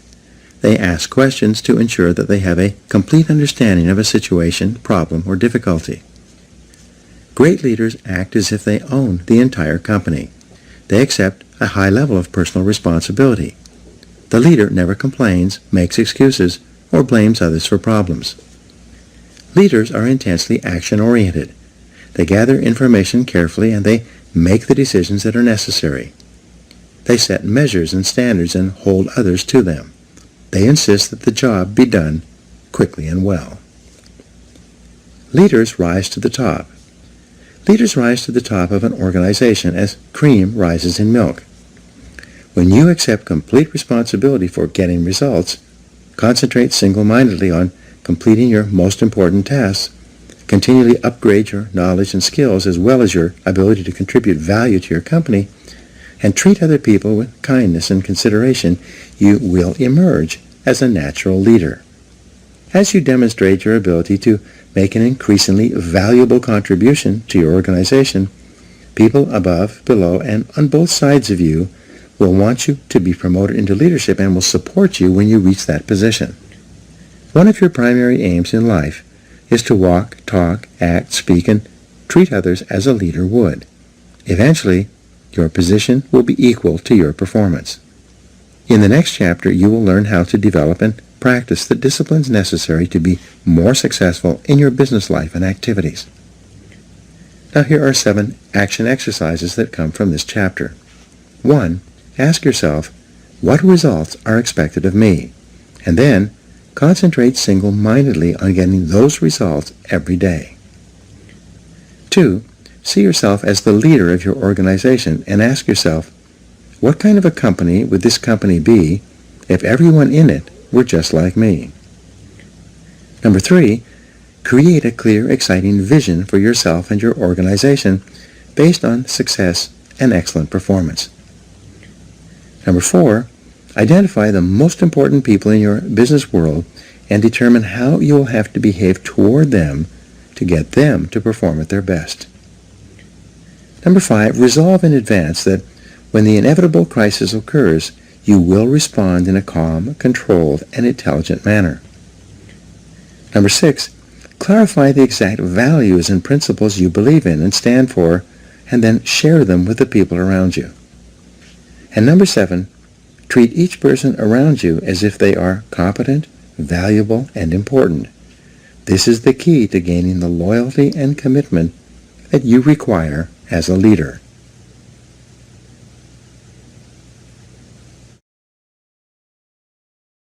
Chapter 10. Self-Discipline and Business. John Viney wrote, "The quality of self-denial in the pursuit of a longer-term goal, and indeed, the willpower to maintain that level of self-denial, is an excellent training for the boardroom." Most people will work in or for a business or own a business in the course of their lifetimes. The achievement of business success demands high levels of discipline from you in every area of business activity, both large or small. Without self-discipline and self-control in business, no success is possible. There's no area of activity that demands more self-discipline than starting and operating a successful business in our current economy. The first law of economics is scarcity. As a rule, there is never enough of anything for everyone who wants it. Specifically, there are never enough customers for you to sell everything you want to sell. There are never enough sales revenues to help you achieve all your financial goals. There are never sufficient profits to enable you to expand as much as you want. Especially, there are never enough good people to work with and for you to help you achieve your business goals. The law of competition. If the first law of economics is scarcity, then the first law of business is competition.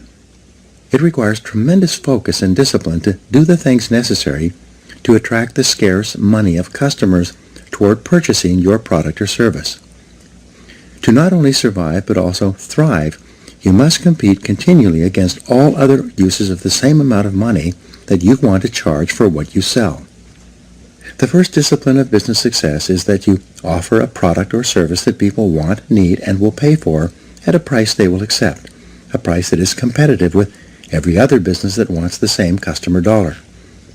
You must be completely honest with your product-service mix to ensure that it is well suited to the current market. This is an area where false assumptions or incorrect conclusions can lead to business failure. This answer is continually changing as competition and customer tastes also change.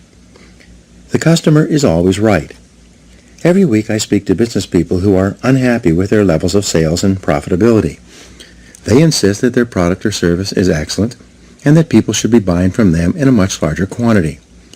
In each case, I have to gently point out to them that the only proof that their product or service is truly attractive or valuable is that people buy it willingly and then buy it again and tell their friends to buy it as well.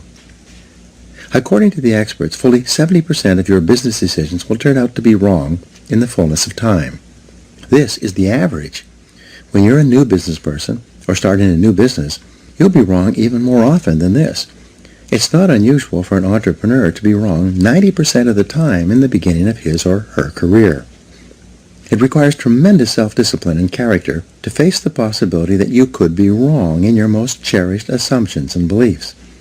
Nonetheless, this discipline is essential if you're going to minimize your mistakes, cut your losses, and redirect your resources toward offering customers more of the things that they really want, need, and are willing to pay for.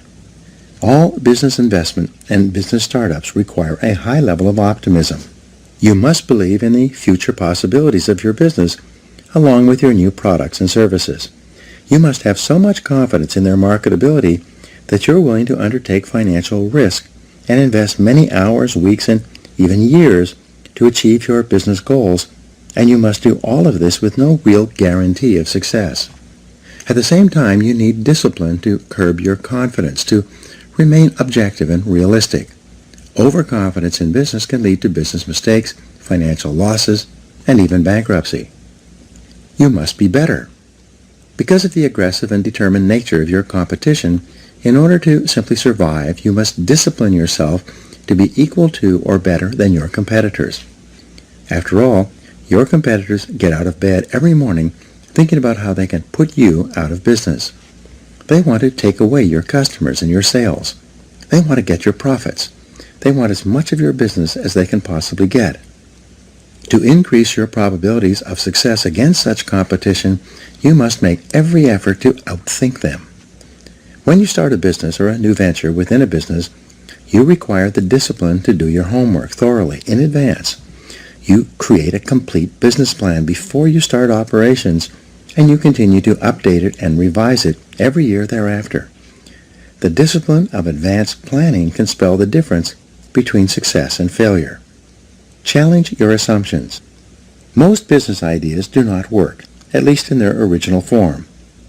As Peter Drucker said, errant assumptions lie at the root of every failure. A major reason for business failure is that the business owner or executive relies on assumptions that are not tested. They assume that the product or service is excellent in comparison with others. They assume that they can sell a sufficient number of those products or services and do so at a profit. They further assume that those profits will be substantial enough to make this investment of time and money more attractive than any other use of the same amount of time or funds. All of these assumptions must be tested carefully before any irrevocable commitment is made.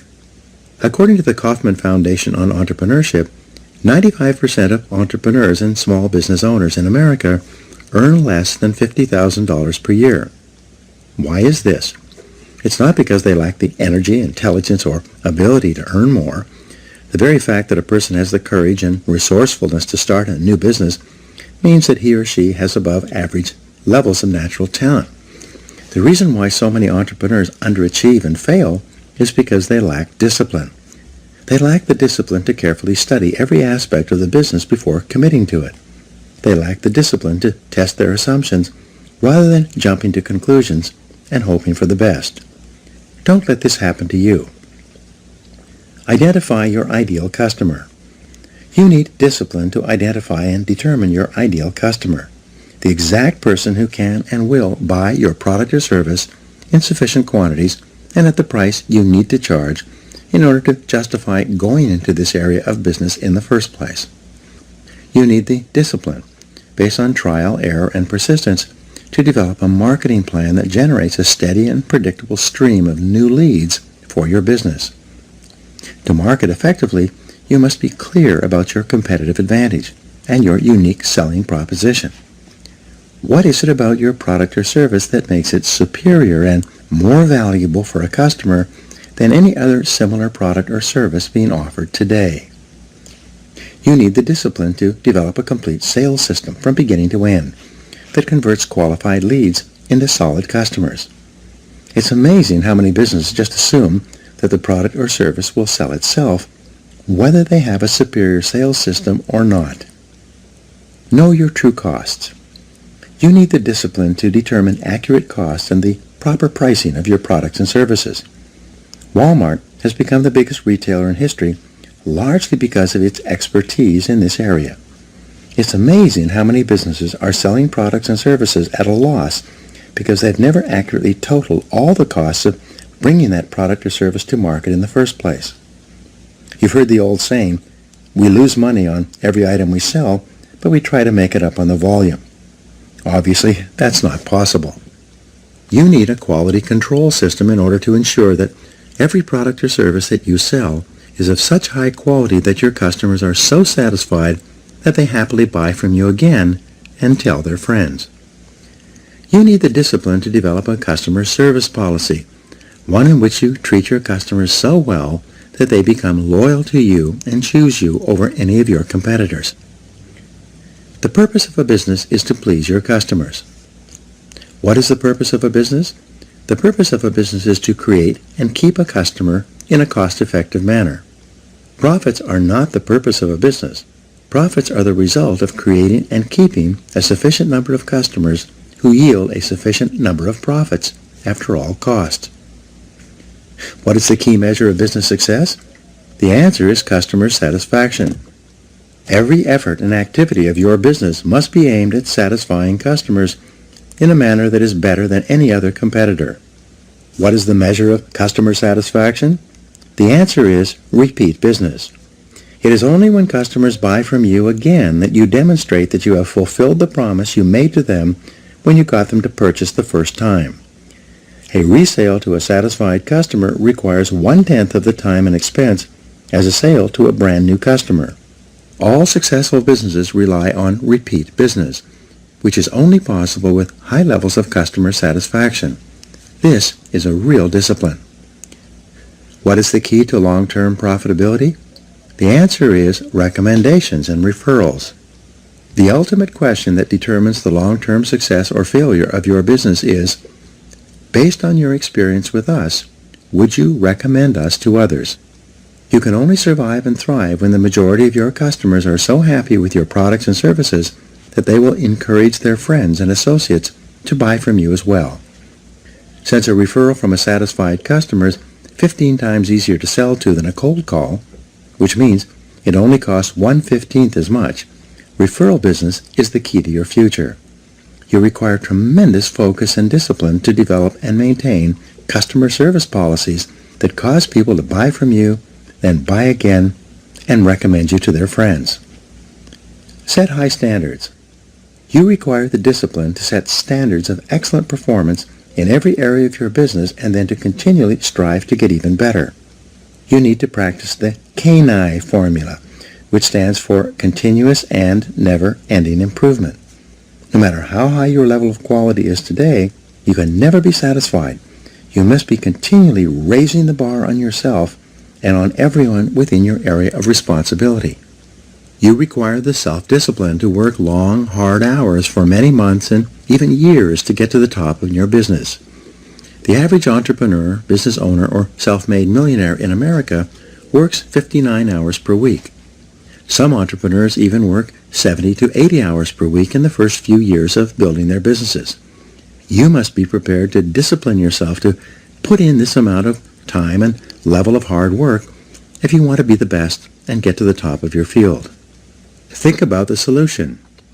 To succeed in business, you need the self-discipline to be proactive rather than reactive. You need to focus on solutions rather than problems. You need to concentrate on the most important thing you could possibly be doing every hour of every day rather than getting sidetracked by low-value or no-value tasks and activities. Above all, you need the self-discipline to settle in for the long term, to develop a long-time perspective in your business life. Because of the intensity of competition, it takes many years of disciplined effort for you to become a business success, whether this is in your own business or working for someone else. There are no shortcuts. There are no easy ways to get to the top. There is only one way, and that is through hard work, discipline, and willpower. On average, it takes about 2 years to break even in a new business venture. It takes another 2 years of positive cash flow to pay back the money you borrowed in the first 2 years. It then takes another 3 years before you become truly successful. In addition, everything costs twice as much and takes 3 times as long. Based on these statistics, why should you start your own business or embark on a new business venture? Because the time is going to pass anyway. After all, 5 years from now you will be 5 years older, and 10 years from now you will be 10 years older.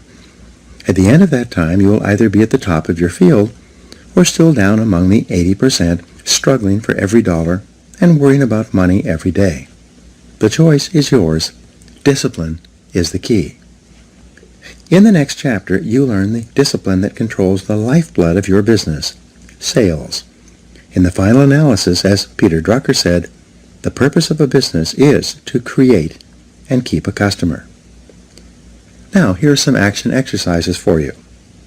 Number 1, stand back and look at every area of your business as if you were an outside consultant.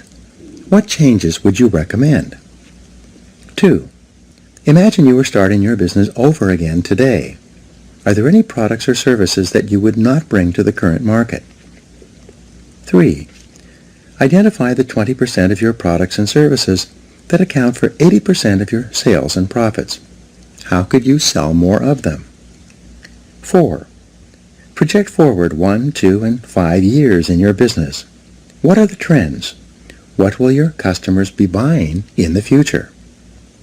5, list 3 ways you could improve your customer service to ensure that customers buy from you again and tell their friends. 6, list 3 ways that you could attract more and better qualified leads from your marketing and advertising activities.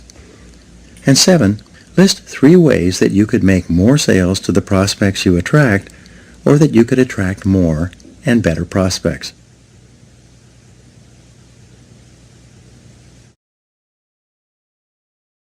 Chapter 11, Self-Discipline and Sales.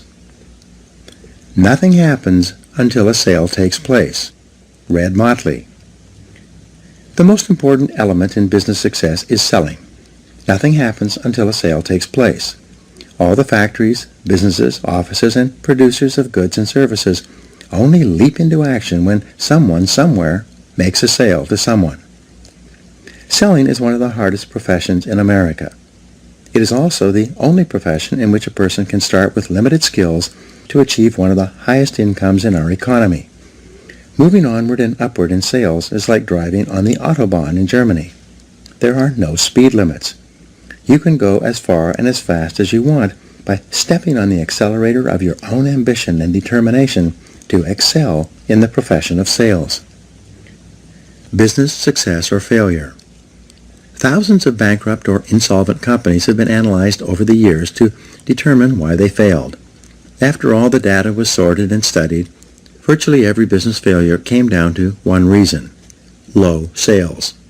In contrast, whenever a business was succeeding, growing, yielding profitability, increasing its share prices, and offering opportunity for more and more people, the reason boiled down to one factor: high sales.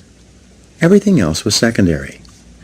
Almost everything you do in a business either increases or decreases sales.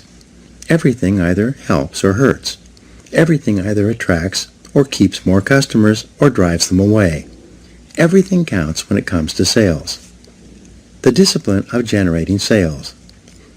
Whether you are a salesperson or a business owner, you require the self-discipline to focus and concentrate on generating sales every hour of every business day. A group of researchers interviewed several hundred senior executives and business owners and asked them, "How important is sales and marketing to your business?" Without exception, they all replied, "Sales and marketing is absolutely essential to our survival and growth." The researchers then conducted a time and motion study of these same business owners and executives, following them around and tracking their time usage over the course of a month. At the end of that time, they completed their calculations and determined that the average business owner or executive who professed that sales were absolutely essential to survival and growth was spending only 11% of his time on sales and marketing. The remaining time was spent on meetings, discussions, paperwork, administrative work, luncheons, and a variety of other activities that contributed nothing to sales generation. If you're a sales manager or business owner, you must discipline yourself to focus most of your time and attention on getting your salespeople to generate the sales on which your company depends. You must spend 75% of your time working with your salespeople and accompanying them when they visit your customers and make presentations and sales. Do your paperwork before or after work, but during working hours, when customers are available to be seen, you should dedicate yourself entirely to sales generation. How to go broke. Some years ago, I started a new business. I developed the product and then began advertising via direct mail, radio, television, and newspaper. I allowed myself to be completely overwhelmed with planning, paperwork, and advertising activities. By the end of the year, I was out of money and my business was almost broke. At that time, I realized that I had taken my eye off the ball of sales. I then sat down over Christmas and designed a complete sales process. On January 2nd, I picked up the telephone and began making appointments. Over the next 2 months of aggressive and focused sales activity, I did more business than I had done over the entire previous year. I saved my business and my home, and I never lost sight of that focus again. One of the most important questions you can ask as a salesperson, entrepreneur, or business owner is whether what I'm doing right now is leading to a sale. Ask this question of yourself repeatedly throughout the day. Every time the answer comes up no, you must immediately stop whatever you are doing of lower value and turn your attention to sales generation. In addition, make sure that all the people who are responsible for sales in your company ask and answer this question in the affirmative all day long. Overcome your fear of rejection. Assuming that you have an attractive product or service, one that is reasonably priced and suited to the current market, the biggest problem that telephone salespeople and outside salespeople face is rejection. The fear of rejection does more to sabotage a sales career and undermine sales activities than any other single factor. It is the major obstacle to sales success. It takes tremendous discipline for salespeople to get up every morning and go out and face the inevitable rejection that they know they're going to receive all day long. Most people cannot handle this continuous rejection. Therefore, to avoid the emotional pain that comes with rejection, many salespeople engage in a series of displacement activities to avoid being rejected. First of all, they make fewer calls. According to Columbia University, the average salesperson works about 90 minutes per day. In other words, only about 1.5 hours out of an 8-hour day.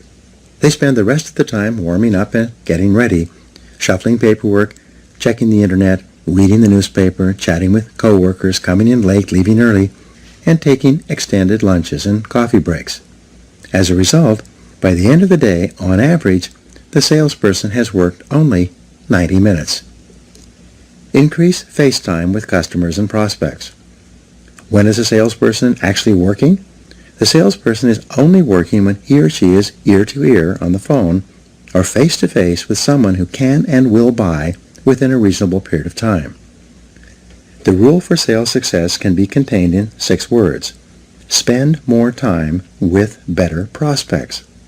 There's no other way to generate a high, consistent, and predictable level of sales results. Because of the fear of rejection, however, salespeople procrastinate and delay throughout the sales day, doing everything possible to avoid getting face-to-face with people who can say no. The key to sales success, as I learned as a young salesman, is to realize that rejection is not personal. Prospective customers always say things like, "No, I'm not interested," or variations of, "I don't want it, I don't need it, I can't use it, I can't afford it, I'm not in the market right now," or "I'm happy with my existing supplier." The professional salesperson realizes